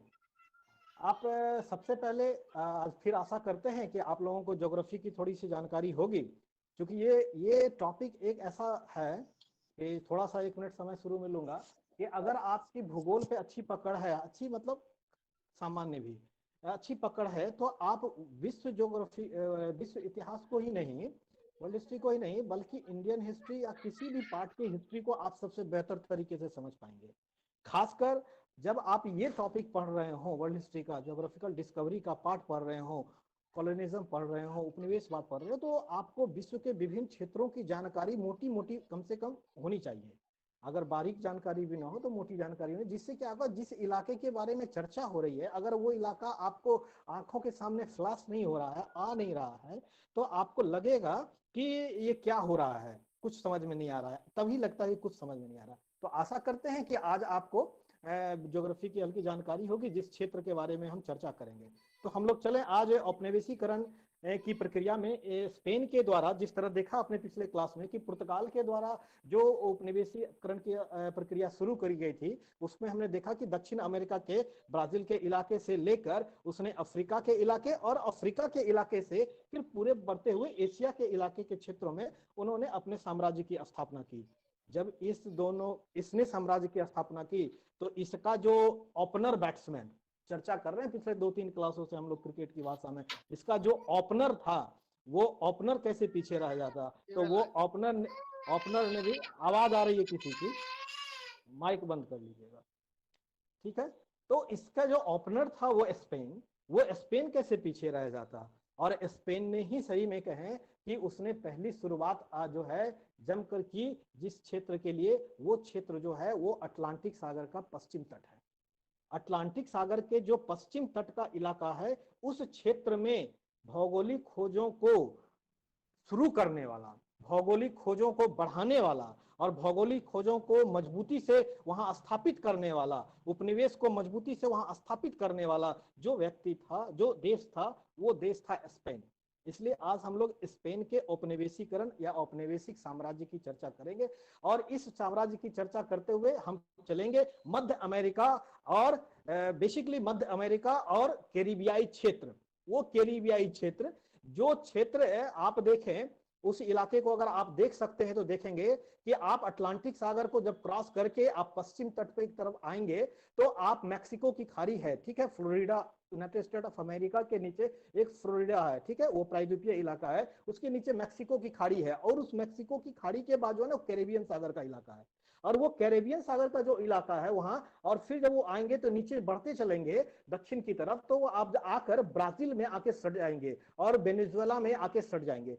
ये जो ब्राजील और वेनेजुएला और ऊपर में यूनाइटेड स्टेट ऑफ अमेरिका और इधर पश्चिम की तरफ जो मैक्सिको, होंडुरास, निकारागुआ है, इन तीनों के बीच वाला जो ये इलाका है, ये इलाका है कैरेबियन सागर का इलाका, जिसे आप ज्योग्राफी ज्यादा नहीं चर्चा करते, इतने कहेंगे। इसी इलाके को में दो तरह के जो हैं चीजें हैं, एक है ग्रेट एंटिलीज यानी बृहत द्वीप समूह का इलाका, एक है लेजर एंटिलीज यानी लघु द्वीप समूह का इलाका। यानी ये इलाके जो हैं ये पानी में छोटे छोटे द्वीप की तरह हैं। आज भी आप नक्शा निकालेंगे और इस इलाके को देखेंगे तो आपको पता चलेगा कि यहाँ ढेर सारे द्वीप हैं और उन द्वीपों का समूह जो होता है, एक बड़ा समूह है जिसको ग्रेटर एंटिलीज कहते हैं और एक छोटा समूह है जिसको लेजर एंटिलीज कहते हैं। तो ये इलाका है, इसी इलाके में पहली बार स्पेनियों के द्वारा भौगोलिक खोज की प्रक्रिया शुरू की गई। तो आप देखेंगे कि ये भौगोलिक खोज की प्रक्रिया में, औपनिवेशीकरण के स्थापन की प्रक्रिया में स्पेन के द्वारा जिस व्यक्ति के द्वारा इस काम को शुरू किया गया है, असल में वो व्यक्ति स्पेन का नहीं है, आगे चर्चा करेंगे, वो व्यक्ति क्रिस्टोफर कोलंबस है। आवाज जा रही है? यस सर, आ रही है। Yes sir. हाँ, ठीक है। तो ये क्रिस्टोफर कोलंबस है। ये कोलंबस जो है ये बेसिकली जो है वो इटली का रहने वाला है, जिनवा का रहने वाला है, इटली का। लेकिन ये व्यक्ति जो है भौगोलिक खोजों के लिए बड़ा तत्पर रहता है और इस व्यक्ति ने भौगोलिक खोजों के तत्परता के तहत ही इस व्यक्ति ने प्रयास किया है कि ये भी बाहर निकले और किसी नए इलाके की खोज करे। ये कोलंबस जब खोज के लिए प्रेरित होता है तो ये जाता है पुर्तगाल के राजा के पास, और जब पुर्तगाल के राजा के पास जाता है तो चूंकि पुर्तगाल जो है उस समय हल्की हल्की उसकी सुगबुगाहट शुरू हो चुकी है, उसको आशा पुर्तगाल के राजा से थी, लेकिन पुर्तगाल के राजा के समक्ष जो उसने योजना प्रस्तुत की, उस योजना को पुर्तगाल के राजा और उनके जो सलाहकार भूगोलवेत्ता थे उस योजना से सहमत नहीं हुए, जिसकी वजह से उसे वहां सपोर्ट नहीं मिला। और तब ये कोलंबस जो है वो आ गया स्पेन के सपोर्ट के लिए कि हमें स्पेन से मदद दी जाए इन भौगोलिक खोजों के लिए। और जब ये स्पेन के सपोर्ट में आया तो यहाँ पर इसाबेल का इनको मदद मिला और ये क्रिस्टोफर कोलंबस जो है स्पेन के शासक के समर्थन, मदद, सहयोग से, ठीक है, उनके तत्वाधान में ये क्रिस्टोफर कोलंबस जो है इंडिया की खोज के लिए निकलता है। स्पष्ट रूप से ध्यान रखेंगे कि हर एक व्यक्ति जो है, आप अभी चर्चा करेंगे, कल भी हमने चर्चा किया पुर्तगाल के बारे में, हर व्यक्ति निकलता है इंडिया के लिए, चाहे वो बार्थोलोम्यू डियाज हो, चाहे वो कोलंबस हो, चाहे ये आपको वास्को डी गामा हो, चाहे वो व्यक्ति जो है अमेरिगो वेस्पुची, और उससे पहले जो है जॉन कैबॉट हो, जो कि इंग्लैंड से निकलता है, जॉन कैबॉट वो जाता है। ये सभी लोग इंडिया के लिए निकलते हैं, ठीक है, लेकिन ये संजोग से सब लोग इंडिया नहीं पहुंच पाते हैं। तो क्रिस्टोफर कोलंबस जो है वो इंडिया के लिए वो निकलता है। ये व्यक्ति अगस्त 1492 में एक पालोस का पत्तन है स्पेन में, उस पालोस के पत्तन से उसने अपनी यात्रा को शुरू किया है। उस यात्रा में उसने एक जलबेड़े का निर्माण किया है और उस जलबेड़े में जो है उसके पास एक बड़ी जहाज है और 2 छोटी जहाज। जो बड़ी जहाजें होती हैं उनको नाव कहते हैं और जो छोटी जहाजें होती हैं उनको कैरेवल कहते हैं। और उसकी जो बड़ी जहाज जिसका नेतृत्व वो खुद कर रहा था कोलंबस, उस व्यक्ति ने वो जो जहाज था उसका, वो जहाज का नाम था सांता मारियो। सांता मारियो नामक जहाज पर कोलंबस बैठता हुआ जो है अटलांटिक महासागर में छलांग लगाता है, और उसके सहयोग के लिए दो छोटी जहाजें थी, पिंटा और नीना। पिंटा और नीना ये दो छोटी जहाजें, यानी इन 3 जहाजों के साथ वो व्यक्ति अटलांटिक में निकलता है आगे इंडिया को खोजने के लिए। और कहते हैं कि लगभग वो 33 दिनों का जब सफर कर लेता है अटलांटिक में, उसके बाद भी उसे कहीं भूमि दिखाई नहीं पड़ती है, तो ऊपर सिर्फ आसमान और नीचे सिर्फ जल, इन दोनों के बीच में वो बढ़ता रहता है और हताश हो जाता है। लेकिन अंततः वो जो है अक्टूबर 1492 में वो एक जगह जिस किनारे वो लगता है, यानी जब वो भूमि से टच करता है, तो वो इलाका, वो किनारा जहां पर कोलंबस पहली बार पहुंचता है, वो है बहामास द्वीप समूह का। तो जो बहामास द्वीप समूह है वो कैरेबियन सागर में ही है। सबसे पहले आप उधर से आएंगे यूरोप की तरफ से, दक्षिण की तरफ से बढ़ते हुए, तो आपको बहामास द्वीप समूह ही मिलेगा। वो बहामास द्वीप समूह के में आता है, और उसमें भी एक आइलैंड पे आता है जिसका नाम जो है ग्वानहाली आइलैंड है। वही ग्वानहाली आइलैंड आज जो है सैन सल्वाडोर के नाम से जाना जाता है। तो 1492 में कोलंबस ने जो अपनी यात्रा शुरू की थी, उस यात्रा को उसने अटलांटिक सागर से व्यापार, जो ट्रेड विंड्स होते हैं ना, आप पढ़ेंगे आगे कभी ज्योग्राफी वगैरह चर्चा करेंगे, तो उसमें वो व्यापारिक हवाओं के सहयोग से वो आगे बढ़ता हुआ कैरेबियन सागर में प्रवेश करता है, और कैरेबियन सागर में वो बहामास द्वीप समूह के ग्वानहाली आइलैंड पर पहुंचता है, जिसको आज हम लोग सैन सल्वाडोर के नाम से जानते हैं। इस तरह से स्पेनियों के द्वारा एक खोज और उपनिवेशीकरण की वो प्रक्रिया की शुरुआत हो गई है। और इस प्रक्रिया की शुरुआत करने वाला जो व्यक्ति है, वो व्यक्ति क्रिस्टोफर कोलंबस है। ठीक है, आवाज जा रही है? Yes sir. हाँ, ओके ओके, ठीक है। तो आप देखेंगे कि कोलंबस पहली बार कहां पहुंचा, तो वो ग्वानहाली आइलैंड पे पहुंचा। जब ये ग्वानहाली आइलैंड पे पहुंचा, तो इसके बाद इसी क्रम में वो आगे जो है अपनी यात्राएं वो जारी रखता है। अपनी यात्राओं को जारी रखने, हाँ सर कौन सा आइलैंड बोले? ग्वानहाली आइलैंड, जिसको सैन सल्वाडोर बोलते हैं। आज वहां पर देखेंगे ढेर सारे छोटे छोटे आइलैंड हैं, जैसे कॉन्सेप्शन आइलैंड है, वहीं बगल में ग्वानहाली आइलैंड जो सैन सल्वाडोर है, वहीं पर कॉन्सेप्शन आइलैंड भी है उस बगल में। और आगे बढ़ेंगे ढेर सारे आइलैंड से, उसमें और कुछ चर्चा करेंगे।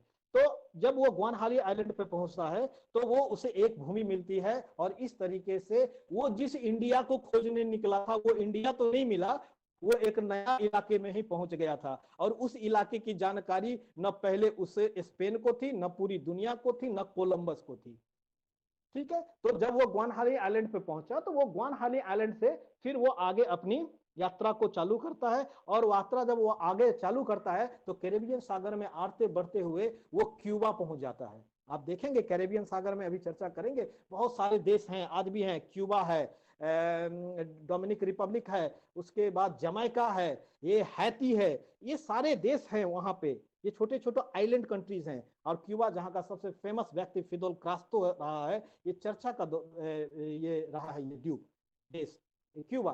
तो वो क्यूबा पहुंच जाता है, और उसने क्यूबा की ही खोज कर दी। और उस व्यक्ति ने क्यूबा को क्या समझा था? जापान, कि हम जापान पहुंच गए हैं।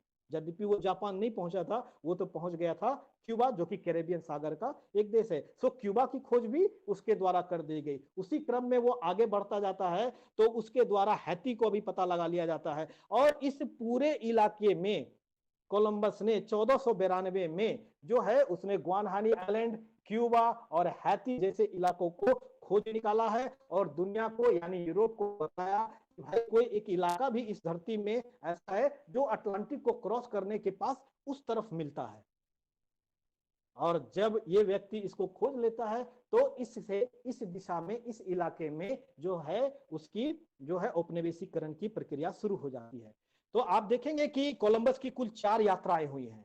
इन 4 यात्राओं में ये पहली यात्रा थी 1492। उसके बाद पुनः वो 1493 में जाता है। फिर उसके बाद वो आगे बढ़ते हुए जो है 1498 में जाता है। फिर आगे वो बढ़ते हुए 1503 में जाता है। इस तरीके से वो व्यक्ति इस क्षेत्र में कई यात्राएं करता है, और इस क्षेत्र की, यानी कैरेबियन सागर के इलाके के जितने भी अधिकांश द्वीपीय क्षेत्र थे, उनमें से बहुतों की खोज उसने कर दी है। उसने निकारागुआ की खोज कर दी है, उसने होंडुरास की खोज कर दी है, उसने ट्रिनिडाद की खोज कर दी है। ये कोलंबस ने ने अपनी 4 अभियानों के द्वारा इस कैरेबियन आइलैंड को खंगाल दिया है। इसलिए इस दुनिया के सामने एक नए इलाके को जिस व्यक्ति ने सबसे पहले लाने का काम किया है वो क्रिस्टोफर कोलंबस है। यानी कोलंबस अमेरिका का खोज करता है। अमेरिका को पहली बार खोजने वाला, देखने वाला, जानने वाला, दुनिया को उससे परिचय कराने वाला व्यक्ति क्रिस्टोफर कोलंबस है।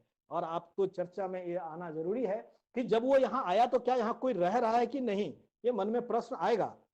हाँ, यहाँ पहले से काफी लोग रह रहे हैं, और वो जो लोग इस इलाके में रह रहे हैं, बहामास द्वीप समूह में रह रहे हैं, वहां पे आरावाक लोग रह रहे हैं। इस इलाके में जो लोग रह रहे हैं, क्योंकि ये कैरेबियन सागर का इलाका है, इसलिए यहाँ पर जो है एक कैरिब नाम की लड़ाकू जनजाति के लोग रह रहे हैं। यहाँ पर तुपिनावा जो है लोग रह रहे हैं। सो ये यहाँ के लोकल लोग हैं। कौन? कैरिब, कौन है अरावाक्स, कौन है तुपिनावा। सो ये लोग यहाँ लोकल लोग हैं जिनसे इनका संघर्ष होता है। इस संघर्ष में सिर्फ और सिर्फ उनकी मुख्य लड़ाई जो होती है वो होती है कैरिब लोगों से, क्योंकि कैरिब एक लड़ाकू लोग हैं। और आप जब कुछ हॉलीवुड की फिल्में देखेंगे तो उसमें आप इस चीज को देखेंगे कैरेबियन इलाके में कैसे संघर्ष होता है।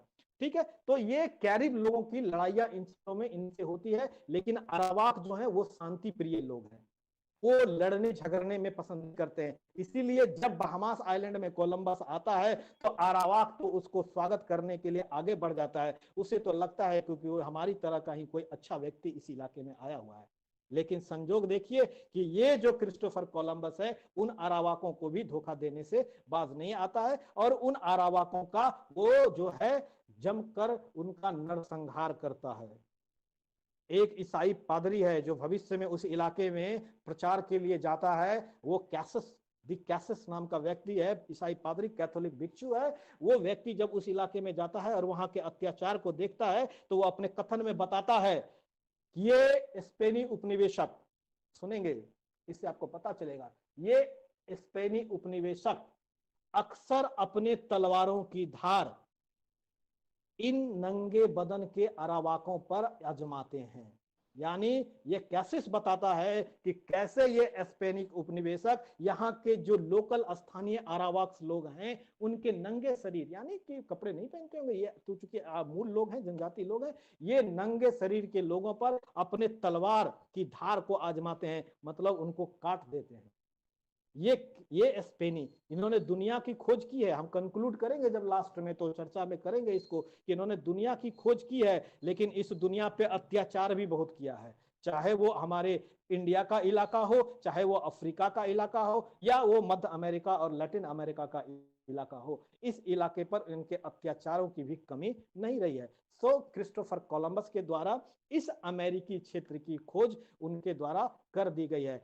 इस अमेरिकी खोज की जब 4 अभियान हो गए और क्रिस्टोफर कोलंबस उसके बाद भी इंडिया को न खोज पाया, तो स्पेन की सरकार और वहां के जो उनके सहयोगी निवेशी पूंजी निवेश करने वाले लोग थे वो उनसे हार गए, और उन्होंने कहा कि अब आगे आपको अभियान की इजाजत इस क्षेत्र में नहीं दी जा सकती है। और क्रिस्टोफर कोलंबस उसके बाद कोई अभियान नहीं करता है, और भविष्य में इसी सदमे और इसी कहे कि अफसोस में इस दुनिया से चला जाता है, जिसकी हम इंडिया को खोज पाने में सफल नहीं हुए। लेकिन उसे क्या पता था कि वो ऐसे इलाके को खोज चुका है जो कि भविष्य में दुनिया का महानतम राष्ट्र देगा, संयुक्त राज्य अमेरिका जैसा इलाका देगा, और दुनिया पर राज्य करने वाला वो इलाका ही आज है।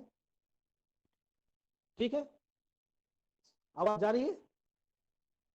यस सर, यस ऐसा जी सर, आ ये रहा है। आपने देखा कि अमेरिका की खोज क्रिस्टोफर कोलंबस की द्वारा कर दी गई। इसके साथ साथ एक छोटी सी चर्चा आपके साथ जोड़नी जरूरी है कि इस खोज में आगे जिस व्यक्ति ने सहयोग दिया और जिस व्यक्ति के द्वारा इस क्षेत्र का नाम पड़ा उसके बारे में जानना जरूरी है। आपको जानकारी होगी कि इस उत्तरी अमेरिका और दक्षिण अमेरिका के इलाके का जो नामकरण हुआ है, जिस व्यक्ति के नाम पर हुआ है, वो भी व्यक्ति इटली का ही है, और वो इटली के फ्लोरेंस का रहने वाला वो व्यक्ति है, और इटली के फ्लोरेंस का वो रहने वाला व्यक्ति जो है वो ही अमेरिगो वेस्पुची है।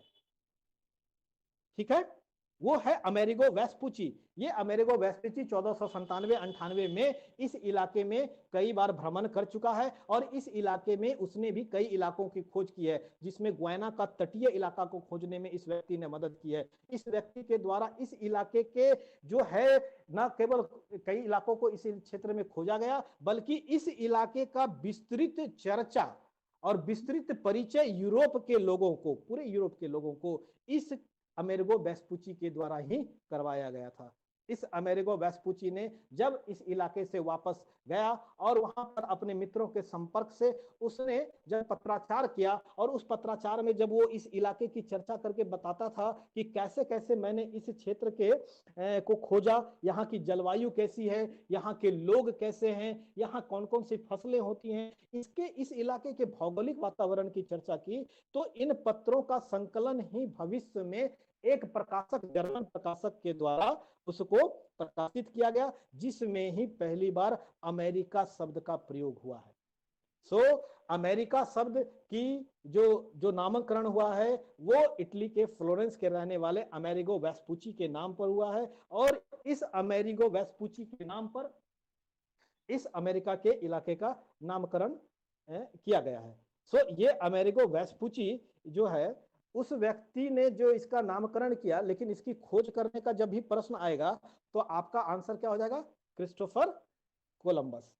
और जब कहेंगे कि इसका नामकरण किसके नाम पे हुआ है, तो अमेरिगो वेस्पुची के नाम पर, और ये अमेरिगो वेस्पुची के नाम पर इस क्षेत्र का ही नाम अमेरिका पड़ा है। ठीक है, ठीक।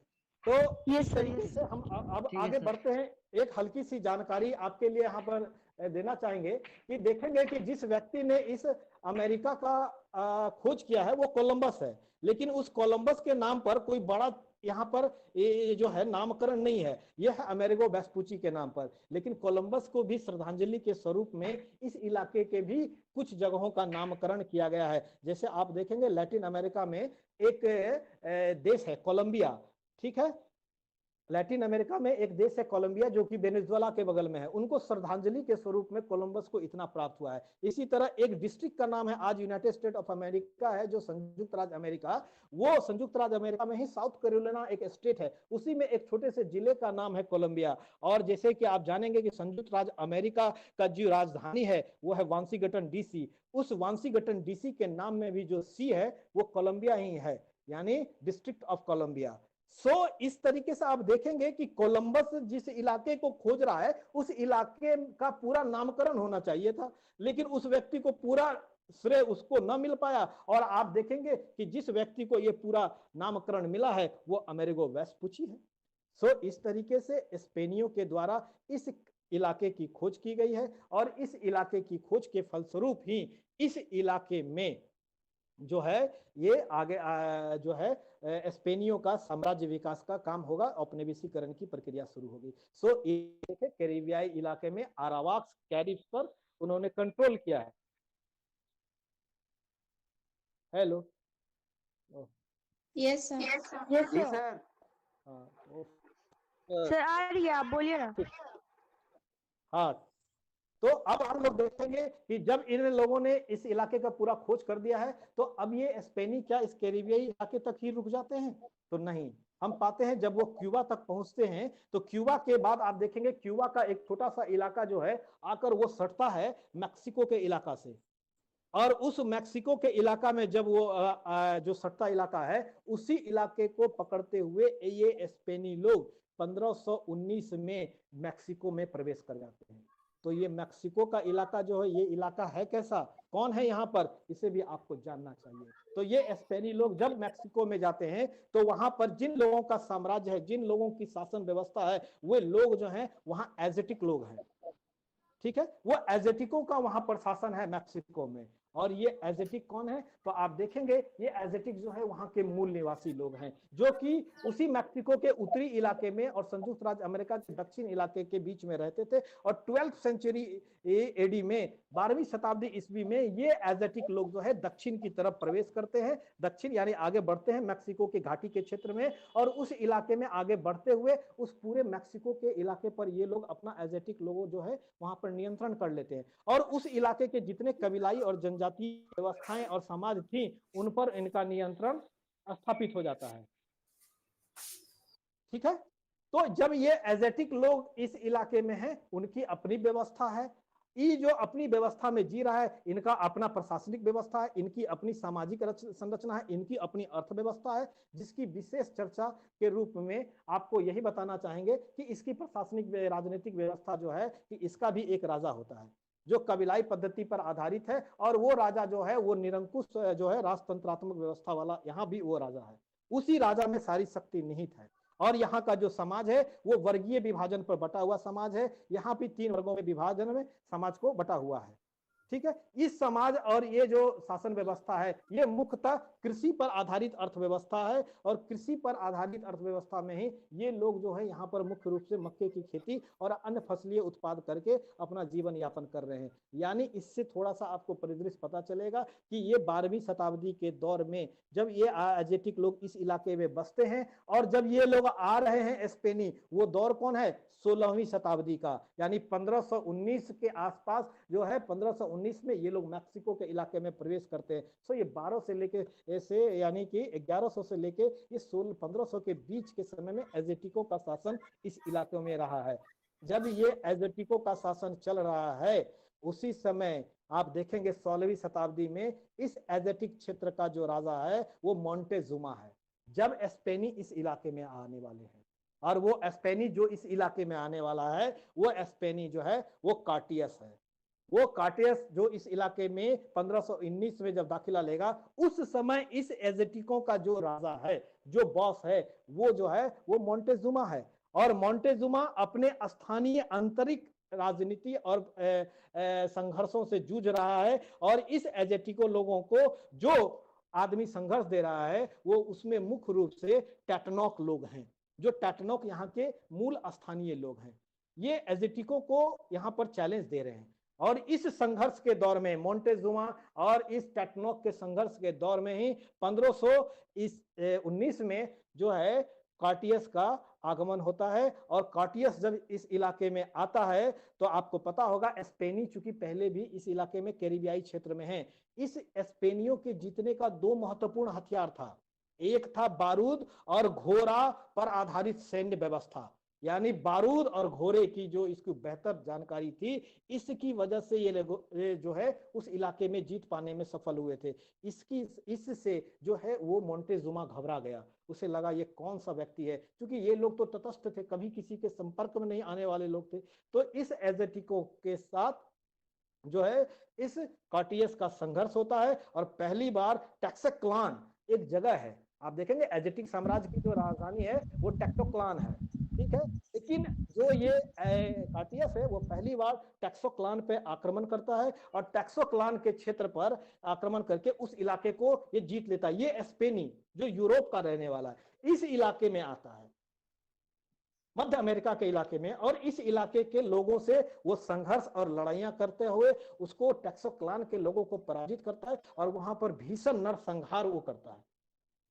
और इस नरसंहार को करने के बाद वो 1419 में ही जो है एजेटिको की राजधानी टैक्सोक्लान में प्रवेश करता है, जहां मोंटेजुमा या तो कहें भय से या तो कहें किस वो अच्छे दिल से उसका वो स्वागत करता है। जब मोंटेजुमा उसका स्वागत करता है तो चर्चा में वहां के लोग कहते हैं कि लगता है किसी ने राजा को। हाँ सर, टैक्सोक्लान किस क्षेत्र में आता है? टैक्सोक्लान जो है ना मैक्सिको में है, जो मैक्सिको हाँ, कार्टियस का संघर्ष। कार्टियस व्यक्ति है, हाँ, स्पेनी तो है ये संघर्ष करके टैक्सोक्लान किस मतलब किस लोगों क्षेत्र के में? साथ, हाँ टैक्सोक्लान के लोगों के साथ हुआ। टैक्सोक्लान मैक्सिको में है, मैक्सिको का इलाका है वो। मैक्सिको की घाटी जो दक्षिण में आप जब ऊपर से बढ़ेंगे तो आप जब नीचे आएंगे ना होंडुरास के पहले, तो वो मैक्सिको की घाटी का इलाका है, उसी क्षेत्र में टैक्सोक्लान है। ये एक्यूरेट लोकेशन के आधार पे वो शहर से उसको स्थापित अभी नहीं कर पाएंगे कि कौन सा वो शहर हो पाएगा। ठीक है, मैक्सिको में टैक्सोक्लान एक जगह है। ठीक है, और टैक्सोक्लान जो है वो उसकी वो राजधानी है उसकी।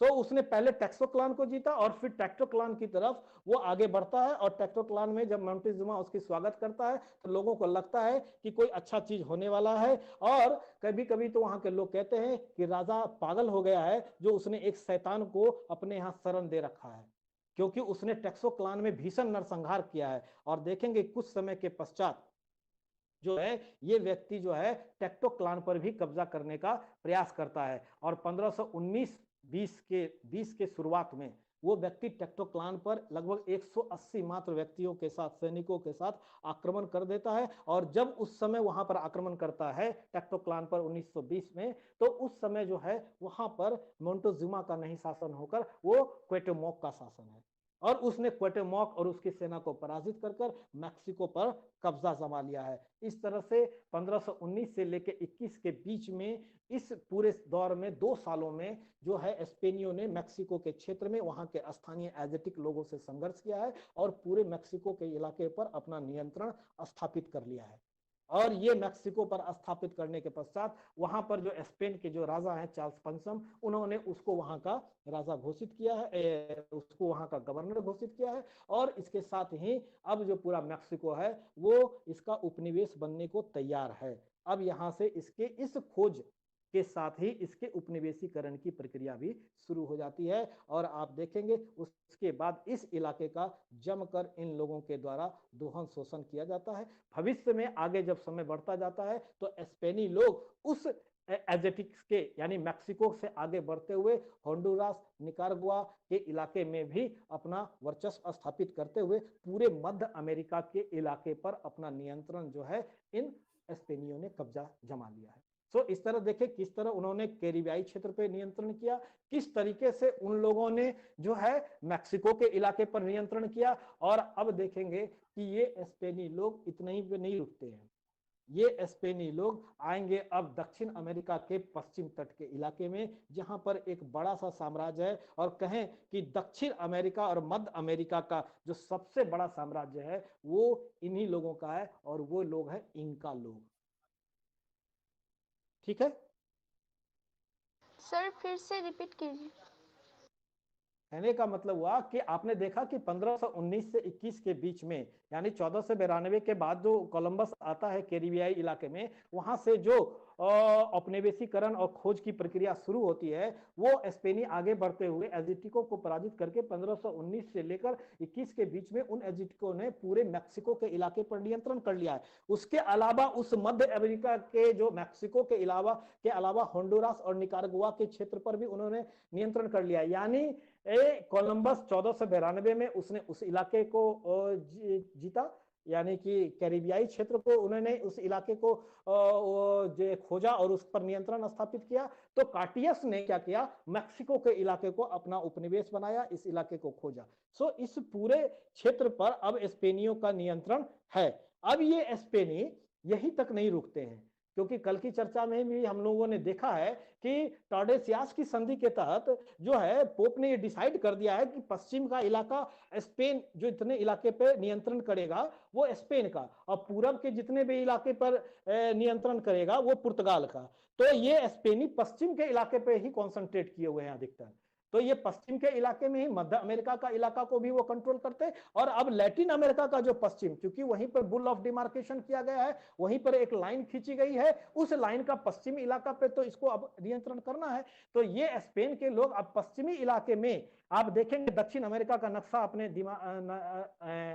सामने लाएं, उसमें देखेंगे आप जो है पश्चिम में आप इक्वाडोर, पेरू और चिली, ठीक, उससे ऊपर आप जाएंगे तो कोलंबिया और वेनेजुएला, और इधर पूरब में आएंगे तो ब्राजील। तो ये लोग ब्राजील वाले इलाके में तो पुर्तगाली हैं, और ऊपर वाले में जब पूरा दक्षिण अमेरिका को देखेंगे तो ऊपर में थोड़े से छोटे छोटे इलाके हैं, गुयाना का इलाका, वहां पर फ्रेंच लोग भी आ गया है, वहां पर डच लोग भी थोड़ा थोड़ा आ गया है, ठीक है। लेकिन मुख्य इलाके पे कब्जा इधर पुर्तगालियों का है। और ये पश्चिम में जो इक्वाडोर, चिली, और पेरू और चिली का इलाका है, जो बोलिविया का इलाका है, इस इलाके में 12th सेंचुरी से पहले से ही कई लोग रह रहे हैं। लेकिन 12th सेंचुरी में इस इलाके में भी, जैसे आप देखेंगे 12वीं शताब्दी में ऊपर में एजेटिक लोगों ने अपने साम्राज्य की स्थापना की है, उसी तरह से इस पश्चिम इलाके में इंका लोगों ने अपना साम्राज्य बनाया है, जो कि इंका का साम्राज्य के नाम से जाना जाता है। ये पेरू और चिली में मुख्य रूप से इन साम्राज्यों का क्षेत्र रहा है।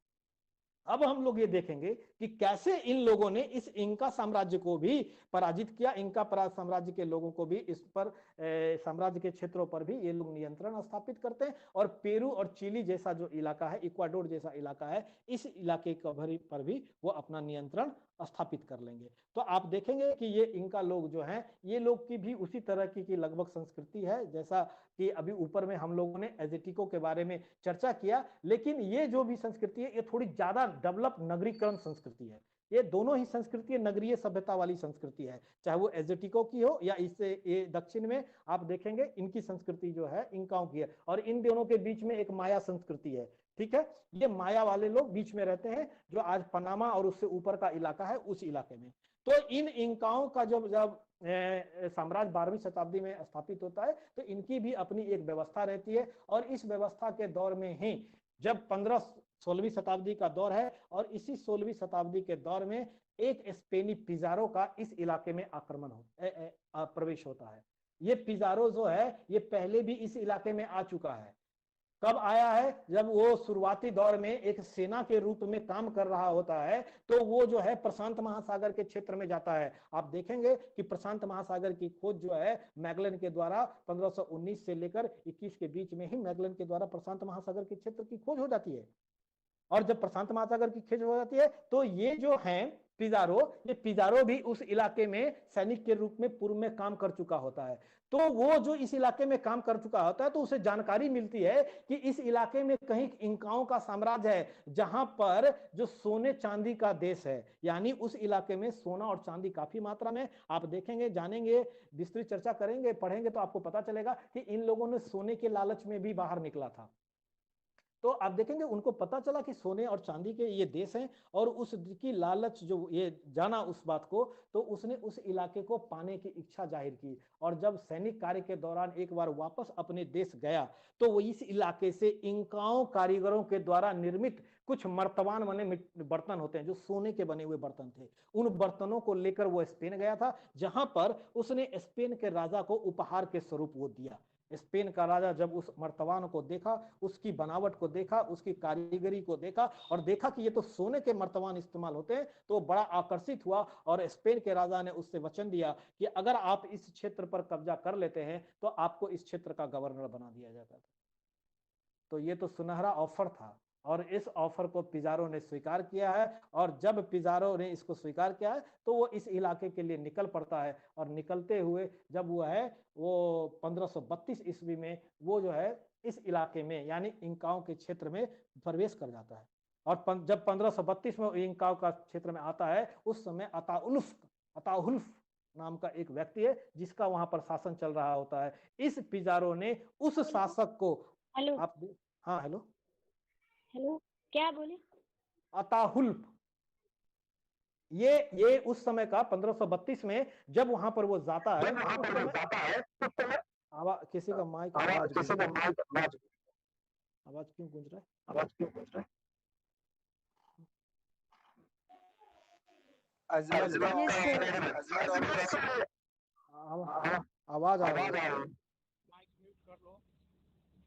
आवाज गूंज रही है। हाँ ठीक है, अब ठीक है। तो आप देखेंगे जब 1532 में ये उस इलाके में प्रवेश करता है इंकाओं के साम्राज्य में, उस समय अताउल्फ का वहां पर शासन चल रहा है। इस पिजारो ने इतना ये शक्तिशाली है, आप सोचिए उसके इलाके में जाकर, आप सोचेंगे कि हमारे एक चर्चा में आप ये देख लेंगे कि जब हमारे इलाके में मोहम्मद गोरी और गजनी का आक्रमण होता है, तो हम लोग उसको बड़े ही इस दृष्टि से देखते हैं, ठीक है, जब तैमूर आक्रमण करता है, अहमद शाह अब्दाली आक्रमण करता है, तो हम लोग उसको बड़े दूसरे दृष्टिकोण से देखते हैं। और यहाँ पर ये पिजारो जब आक्रमण करके यहाँ के स्थानीय राजाओं को, स्थानीय लोगों को उसको हटाकर खुद सत्ता अपने हाथ में कर लेता है, तो उसे हम लोग किसी और नजरिए से देखते हैं। ये हम लोगों के इतिहास की समझ की यूरोपीय मानसिकता जो है वो हमारी इंकित करती है, लेकिन हम इसे अपने अलग नजरिए से चर्चा करेंगे और देखेंगे। तो ये पिजारो 1532 में उस इंका के साम्राज्य में प्रवेश करता है और वहां के शासक को उस अपने में उसको कैद कर लेता है। ये जो शासक है ये फिरौती देकर छूटने का प्रयास करता है, लेकिन ये पिजारो उससे फिरौती भी लेता है और अंत में उसे छोड़ता भी नहीं है। और अंत में इस पिजारो की हत्या कर अंत में इस अताउलुस की हत्या कर ये पिजारो जो है पूरे इंका साम्राज्य पर अपना नियंत्रण स्थापित कर लेता है और अपने आप को वहां का गवर्नर घोषित कर देता है। इस तरीके से जो है इंकाओं का साम्राज्य यानी पेरू और चिली पर भी इनका नियंत्रण स्पेनियों का हो गया है। और इसी नियंत्रण के पश्चात इन स्पेनियों ने इस इलाके में अपनी खाने खोदने की प्रक्रिया शुरू कर दी। और किसके लालच में? तो सोने और चांदी की लालच में। इस सोने और चांदी की लालच में इन लोगों ने इस इलाके में कई खाने स्थापित किए हैं और वहां पर सोने और चांदी को खोजने का उन्होंने अभियान शुरू कर दिया है। अगले 5 वर्षों में तो ये धूम मचाकर उस इलाके में उत्पाद मचाएंगे और वहां के आर्थिक संसाधनों का जमकर दोहन शोषण करेंगे। और इसी शोषण का जो है चर्चा हमने पिछले क्लास में भी किया और उससे भी पिछले क्लास में जब देखेंगे डोमिंगो डी सेंटो टॉमस के द्वारा बताया गया कि पोटासी, आपको चर्चा में आपको याद होगा कि मैंने परसों भी कहा था, ये पोटासी उसी उत्तरी पेरू यानी बोलिविया का इलाका है जहां पर ये सेंटो टॉमस पादरी के रूप में 1550 के आसपास जाता है। तो वो देखता है कि खानों में कैसे बर्बरता के साथ लोगों का इस्तेमाल किया जा रहा है। और पुर्तगालियों में और इसमें सबसे बड़ा अंतर यही था स्पेनियों में कि पुर्तगालियों ने अपने ब्राजील क्षेत्र में लोगों से कृषि का कार्य कराने और चीनी के मिल में काम कराने के लिए अफ्रीका से वो लोग गुलाम लाते हैं, लेकिन ये अब स्पेनी बाहर से गुलाम नहीं लाते हैं। ये स्पेनी यहाँ के एजेटिकों को, यहाँ के इंकाओं को, यहाँ के टॉटनिक्स को ही इन लोगों ने यहाँ की खानों में झोंक दिया है गुलाम बनाकर। ये अंतर है। तो ये देखेंगे कि पोटासी में की चर्चा कर रहे थे कि आप देखें कि कैसे इन इंकाओं के इलाके में पोटासी में इन लोगों ने स्पेनियों ने अत्याचार किया है, जिसकी चर्चा जिसका उल्लेख और विवरण जो है सेंट टॉमस के विवरण से मिलता है कि पोटासी तो नरक का मुख है जहां प्रत्येक साल जो है हजारों स्थानीय लोगों को उसमें झोंक दिया जाता है। और यहाँ के जो खान मालिक हैं, यहाँ के लोगों के साथ लावारिस जानवरों के जैसा व्यवहार करते हैं। ये वो कहता है, ठीक है। आप देखें अभी चर्चा में पहले कि कैसास कैसे कहता है कि जब कैरिबियाई क्षेत्र में जब कोलंबस आता है तो कैसास अपने स्टेटमेंट्स में कहता है कि ये स्पेनी उपनिवेशक तो अरावाकों पर नंगे शरीरों पर जो है अपने तलवार की धार का इस्तेमाल करते हैं बेहिचक होकर। यानी इस कथन से पता चलता है कि इन स्पेनियों ने इलाके का खोजा तो खोजा, इनका जमकर इनके साथ अत्याचार और बर्बरता भी उन्होंने की है। अपने को सभ्य कहने वाला व्यक्ति कितना बर्बर है, इन उपनिवेशों में यहाँ के स्थानीय लोगों के साथ जो किया गया है अगर उसको जान लिया जाए तो आपको सही में ये कहने में दुरेज नहीं होगा कि ये भी दुष्ट ही थे। इस तरीके से हम लोगों ने देखा कि इन लोगों ने कैसे स्पेनियों ने इस पूरे मध्य अमेरिका के क्षेत्र में, कैरिबियाई क्षेत्र में, मैक्सिको के क्षेत्र में, निकारागुआ होंडुरास के क्षेत्र में, उसके बाद इक्वाडोर, पेरू, चिली और बोलिविया के क्षेत्र में अपने विस्तृत औपनिवेशिक साम्राज्य की स्थापना की है। इस विस्तृत औपनिवेशिक साम्राज्य का उन लोगों ने दोहन शोषण किया है और इन्हीं क्रम में स्पेनियों के द्वारा अन्य क्षेत्रों की भी खोज की गई है, जिसमें आप देखेंगे कि आपको 1513 में जो है बाल्बोआ के द्वारा प्रशांत इलाके की खोज की गई है। जहाँ आप देखेंगे कि मैगलन के द्वारा पूरी दुनिया का चक्कर लगाने का काम 1519 से 21 के बीच में किया गया है। आपको ऐसी जानकारी होगी कि ये मैगलन जो है ये अटलांटिक महासागर में प्रवेश करता है, दक्षिण अटलांटिक में आता है और दक्षिण अटलांटिक में ब्राजील के किनारे किनारे से चलता हुआ वो व्यक्ति जो है वो अर्जेंटीना से नीचे आप देखेंगे जहां से साउदर्न सी दक्षिणतम सागर जो शुरू होता है उस साउदर्न सी के किनारे से होते हुए वो प्रवेश कर जाता है प्रशांत महासागर के इलाके में और वो चक्कर लगाता है उस इलाके में और पहली बार दुनिया को प्रशांत महासागर की जानकारी होती है। सो उसी के नाम पर वहां पर जो है अर्जेंटीना और चिली के बीच में एक स्ट्रीट का नाम दिया गया है जिसको मैगलेन स्ट्रीट कहते हैं। कभी जी के जीएस में आपकी चर्चा में चर्चा में आएगा कि मैगलेन स्ट्रीट किन दो देशों के बीच में है। तो ये जो है स्ट्रीट जो है ये चिली और अर्जेंटीना के क्षेत्र में है और इस मैगलेन स्ट्रीट का नाम उसी मैगलेन के नाम पर पड़ा है जिस मैगलेन ने उस इलाके की खोज की है। सो इस तरह से ये भौगोलिक खोजों के चर्चा में हम लोगों ने ये देखा कि कैसे इस इलाके में इन लोगों ने चर्चा खोजी है। इसी में ये प्रशांत महासागर में और अंदर के इलाके में बढ़ेंगे, ये लोग आगे जाते हुए वो लोग फिलीपींस के इलाके को खोज देंगे, ये लोग और आगे बढ़ेंगे, उस इलाके के अन्य छोटे छोटे जो द्वीप हैं उन पूरे द्वीपों को, प्रशांत महासागर के क्षेत्र को ये स्पेनी लोग खोजेंगे और इस पश्चिम इलाके में ही अपने साम्राज्य की स्थापना उन लोगों के द्वारा करेंगे। सो ये जो है स्पेनियों के ये साम्राज्य की चर्चा हम लोगों ने आज की है। हाँ, संक्षेप में आप ये देखेंगे कि आप इसको आराम से डायग्राम में एक बनाएंगे और लिख सकते हैं कि अमेरिका और मध्य अमेरिका और दक्षिण अमेरिका के क्षेत्र में औपनिवेशिक स्पेनियों के औपनिवेशिक साम्राज्य, और उसको 3 भाग में आप दिखा सकते हैं, कैरिबियाई क्षेत्र में, मध्य अमेरिका क्षेत्र में और दक्षिण अमेरिकी क्षेत्र में। जब कैरिबियाई क्षेत्र में दिखाएंगे तो वहां दिखाएंगे कि 1492 में कैसे कोलंबस के द्वारा उस क्षेत्र की खोज की गई और वहां पर औपनिवेशिक साम्राज्य की स्थापना की गई और उस इलाके के अरावाक और कैरिब्स लोगों के साथ उनका संघर्ष हुआ। आप फिर जब मध्य अमेरिका में आएंगे तो उस इलाके के क्षेत्रों की चर्चा करते हुए आप बताएंगे कि कैसे इस इलाके की पिजारो ने 1519 के 21 के बीच में खोज कर दी और इस इलाके की जो उसने खोज कर दी है, इस इलाके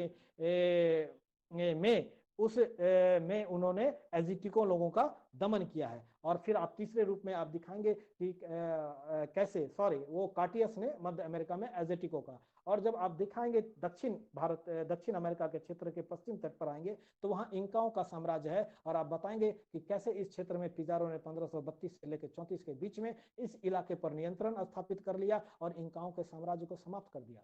जैसा कि हमने भौगोलिक खोज की चर्चा में परिणाम में बताया था, चर्चा किया था हम लोगों ने कि इस भौगोलिक खोज का एक बड़ा परिणाम ये रहा था कि इससे जो पुरानी सभ्यताएं थी इस क्षेत्र में, मध्य अमेरिका और दक्षिण अमेरिका के क्षेत्र में, उन एजेटिक और माया और इंका की पुरानी सभ्यता का नाश हो गया। यहाँ के स्थानीय लोगों को भारी संख्या में इनको मौत के घाट उतार दिया गया था। ये भौगोलिक खोजों का एक परिणाम था।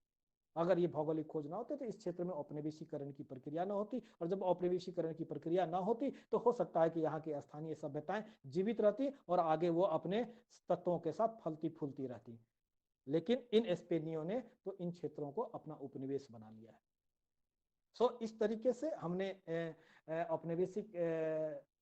स्पेन के औपनिवेशिक साम्राज्य की चर्चा की है। इसके अलावा भी भौगोलिक खोजें हुई हैं और अनेक इलाकों में हुई हैं, और उन इलाकों की चर्चाओं में आप देखेंगे कि इंग्लैंड का शासक हेनरी सप्तम जो है वो जो है जॉन कैबर्ट को इंडिया खोजने के लिए भेजता है। वो भी 2 बार निकलता है वहां से, लेकिन वो पूरी तरीके से उस इलाके को नहीं खोज पाता है इंडिया को, और वो अटलांटिक में क्रॉस करते हुए वो जॉन कैबर्ट जो है वो न्यू फाउंडलैंड में पहुंच जाता है और उसने न्यू फाउंडलैंड की खोज कर दी है जो कि उत्तरी अमेरिका का इलाका है।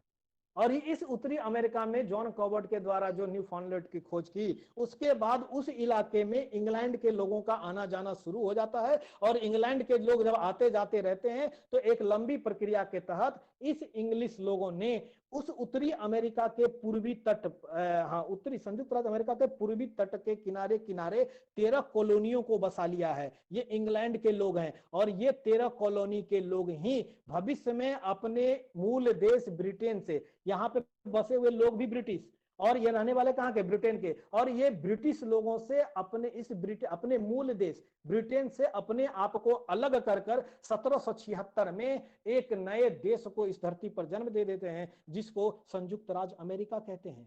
सो इस अमेरिका के उदय के पीछे भी जो है ये भौगोलिक खोज ही है। और ये जो आरंभिक 13 उपनिवेश हैं वो बहुत ही ये पूरे किनारे हैं, जिसमें आप देखें new Hampshire, New York, new Jersey, Pennsylvania, Delaware, Maryland, north Carolina, south Carolina, Georgia, east Pennsylvania, इस तरह के इलाके जो ये पूर्वी इलाके में तट पे हैं, जब अमेरिका का नक्शा देखेंगे ये पूरे 13 उपनिवेश हैं और इस 13 पूरे उपनिवेश के इलाके में इस क्षेत्र में ये है। सो इस तरीके से इस जॉन कैबॉट ने अमेरिका की क्षेत्र की खोज कर दी। इसी तरीके से आप देखेंगे कि आगे कि कैप्टन कुक के द्वारा जो है ऑस्ट्रेलिया के इलाके की खोज कर दी। ये जो है इस इलाके में तस्मान के द्वारा आप देखेंगे दक्षिण गोलार्ध में जब जाएंगे तो ऑस्ट्रेलिया और न्यूजीलैंड का जो आज देश है वो उस इलाके में डच लोग ज्यादा बजाते हैं और उस इलाके में डच के द्वारा उस इलाके की खोज यानी ऑस्ट्रेलिया और न्यूजीलैंड की खोज कर दी जाती है, जिस इलाके में तस्मान की भूमिका महत्वपूर्ण रहती है। इसीलिए उस इलाके में तस्मान नाम का एक सागर है जो कि ऑस्ट्रेलिया और न्यूजीलैंड के बीच में पड़ता है। सो ये भौगोलिक खोज हो रहा है और ये प्रक्रिया चल रही है। आज कहें कि आज भी जो है इन खोजों की प्रक्रिया किन्हीं किन्हीं क्षेत्रों में चलती रहती है। आपको जानकारी होगी कि अभी भी ब्राजील के अंदर अमेज़न घाटी के क्षेत्र में बहुत सारे इलाकों की खोज नहीं हो पाई है, उसकी खोज चल रही है। और अब तो मनुष्य अपने इस पृथ्वी की खोज से भी आगे निकल गया, अब वो अंतरिक्ष में खोज कर रहा है मनुष्य, जिसको स्पेस में उस डिस्कवरी का काम कर रहा है वो, कि अब देखें वहां क्या है। तो ये आप सोच सकते हैं, इतिहास के इस चैप्टर से अंदाज लगा सकते हैं। और इस चैप्टर का महत्व इसी रूप में बहुत ज्यादा है कि आप इस चैप्टर के आधार पे आप एक पूरे विश्व की मोटी समझ बना सकते हैं, इस धरती की एक मोटी मोटी समझ बना सकते हैं, इस पूरी धरती को समझ सकते हैं। इस धरती की एक छोटी मोटी सी कहानी जो है कि इसके उदय होने की कहानी आप समझ सकते हैं। सच कहें तो इस भौगोलिक खोज ने ही, आप देखेंगे कि इस भौगोलिक खोज ने ही एक दुनिया से दूसरे दुनिया का परिचय करा दिया। कहने का तात्पर्य यहाँ पर यह है, एक दुनिया से दूसरे दुनिया की पुरानी दुनिया का नई दुनिया से परिचय करा दिया। पुरानी दुनिया कौन? तो एशिया का इलाका और मध्य एशिया और दक्षिण एशिया जो इलाका है, पश्चिम एशिया का इलाका और यूरोप का इलाका। और नई दुनिया कौन? ये अमेरिका। ये जिस अमेरिका को आपको जानकारी के लिए होगा, इसको अमेरिका को नई दुनिया कहा था किसने? अमेरिगो वेस्पुची ने। खोज किया किसने? कोलंबस ने। अमेरिका का नाम किस पर? अमेरिगो वेस्पुची पर। कभी भी नहीं बताएंगे कि आप जो है कि नई दुनिया शब्द कोलंबस ने कहा था, इस वर्ड को याद रखेंगे, नई न्यू वर्ल्ड ही कहा इसको अमेरिगो वेस्पुची ने। अमेरिगो वेस्पुची ने इस बात को कहा था। और जब उसकी रचना अमेरिगो वेस्पुची के पत्रों का संकलन प्रकाशित होता है बाद में कॉस्मोग्राफी इंट्रोडक्सिया, तो उस पत्रों के संकलन के आधार पर जो ये पुस्तक कॉस्मोग्राफी इंट्रोडक्सिया प्रकाशित हुई थी, उसी पुस्तक में पहली बार उस जर्मन प्रकाशक ने 1507 में अमेरिका शब्द का प्रयोग किया था। समझ गए? ये अमेरिका ऐसे नहीं शब्द है। तो आप इस चीज को देखेंगे और ये भौगोलिक खोजों का एक बड़ा सा चैप्टर आपका यूनिट 3 का ये पूरा यूनिट आपका जो है ये कंप्लीट है। आपको पिछले 3 क्लासों में हमने प्रयास किया है संक्षेप में, समय के अभाव में आपको जितना संक्षेप में हो सकता है समय के अंदर रहते हुए आपको हम जानकारी दे सकें, उसकी कोशिश की गई है।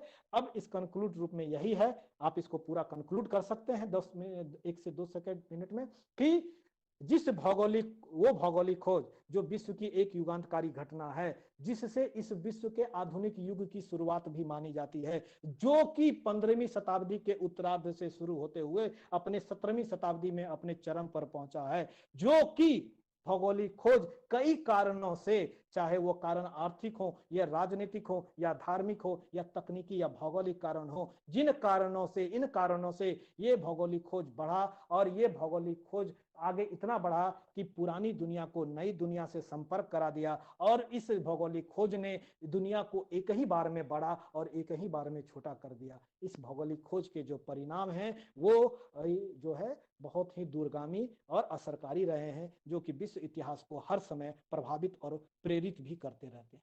इस तरीके से हम इसको कंक्लूड कर सकते हैं भौगोलिक खोज को, और भी कई भाषाओं में कर सकते हैं। ये तो सोशल साइंस का विषय है, हर दौर में अलग अलग। हाँ जी, हेलो सर, एक क्वेश्चन है। Thank you sir. थैंक हाँ अमिताभ जी, वो कोई लड़का है, हाँ गोपी। हाँ सर, एक क्वेश्चन है कि विश्व का प्रथम ऐसा कौन सा नाविक था जो, ask your question please. Sir विश्व का सर्वप्रथम समुद्री मार्ग से चक्कर लगाने वाला व्यक्ति किसको कह सकते हैं? ये मैगलेन, ये फर्स्ट व्यक्ति मैगलेन है। उसके बाद भी कई लोग प्रयास करते रहते हैं, लेकिन सर माने जो अभी तक चल रहा है लोगों की जानकारी में सभी लोगों में है। सर लेकिन वो जीवित नहीं लौटा था। हाँ, वो जीवित नहीं लौट पाया है। मैगलेन जो है ना, वो जीवित नहीं लौटा है। ऐसे तो प्रशांत को पहली बार बाल्बोआ ने देखा था, ठीक है। मैगलेन तो उससे गया और उस इलाके से, और वो वापस नहीं आ पाया था मैगलेन। ये बात सही है। सर एक और नाम है ड्रैक, इसको क्या कहेंगे? ये मेरी जानकारी में नहीं है, पता आपको जानकारी कहाँ से है, लेकिन ये मेरी जानकारी में नहीं है। सर ड्रैक होगा सर, ठीक है कि सर ड्रैक होगा सर, फ्रांसिस ड्रैक। ठीक है, ये आपकी जानकारी में होगा, लेकिन ये मेरी जानकारी में नहीं है कि अभी तक हमने इसको नहीं देखा है, किसी भी प्रमाणिक पुस्तक में हमने नहीं देखा है सर, क्योंकि किसी मेरी प्रमाणिक- जानकारी के हिसाब से ये हाँ। मैगलेन फिलीपींस में ही मर गया था, उनके वहाँ के मूल निवासियों द्वारा सही है, उनकी हत्या बिल्कुल कर दी गई। बिल्कुल उनकी हत्या की गई थी, वहां पे उनका संघर्ष हुआ था। और ये लेकिन इस व्यक्ति के बाद आप जिस ड्रैग की बात में चर्चा कर रहे हैं ना, उस ड्रैग के बारे में अभी तक जिस आपके जो स्रोत होंगे, उस स्रोत के आधार पे आप सही हो सकते हैं, लेकिन जो मेरे स्रोत हैं, उस स्रोत के आधार पर अभी तक वो चर्चा हमें ड्रैग के रूप में नहीं मिली है कि ड्रैग के द्वारा जो है ना विश्व की चर्चा जो है परिक्रमा करके पूरी कर दी गई है। स्रोत के आधार पे होता है। थैंक यू और सर। जो स्रोत होते हैं, ठीक है, आपका थैंक यू स्रोत हो मुकेश सर। सकता है। Thank you Mukesh sir. Okay, thank you Amitabh Thank you. Sir. Okay, thank you. Thank you sir thank you sir. Thank you thank you thank sir. You sir. Thank you sir. Thank you sir. Thank you sir. Thank you sir. Thank you sir.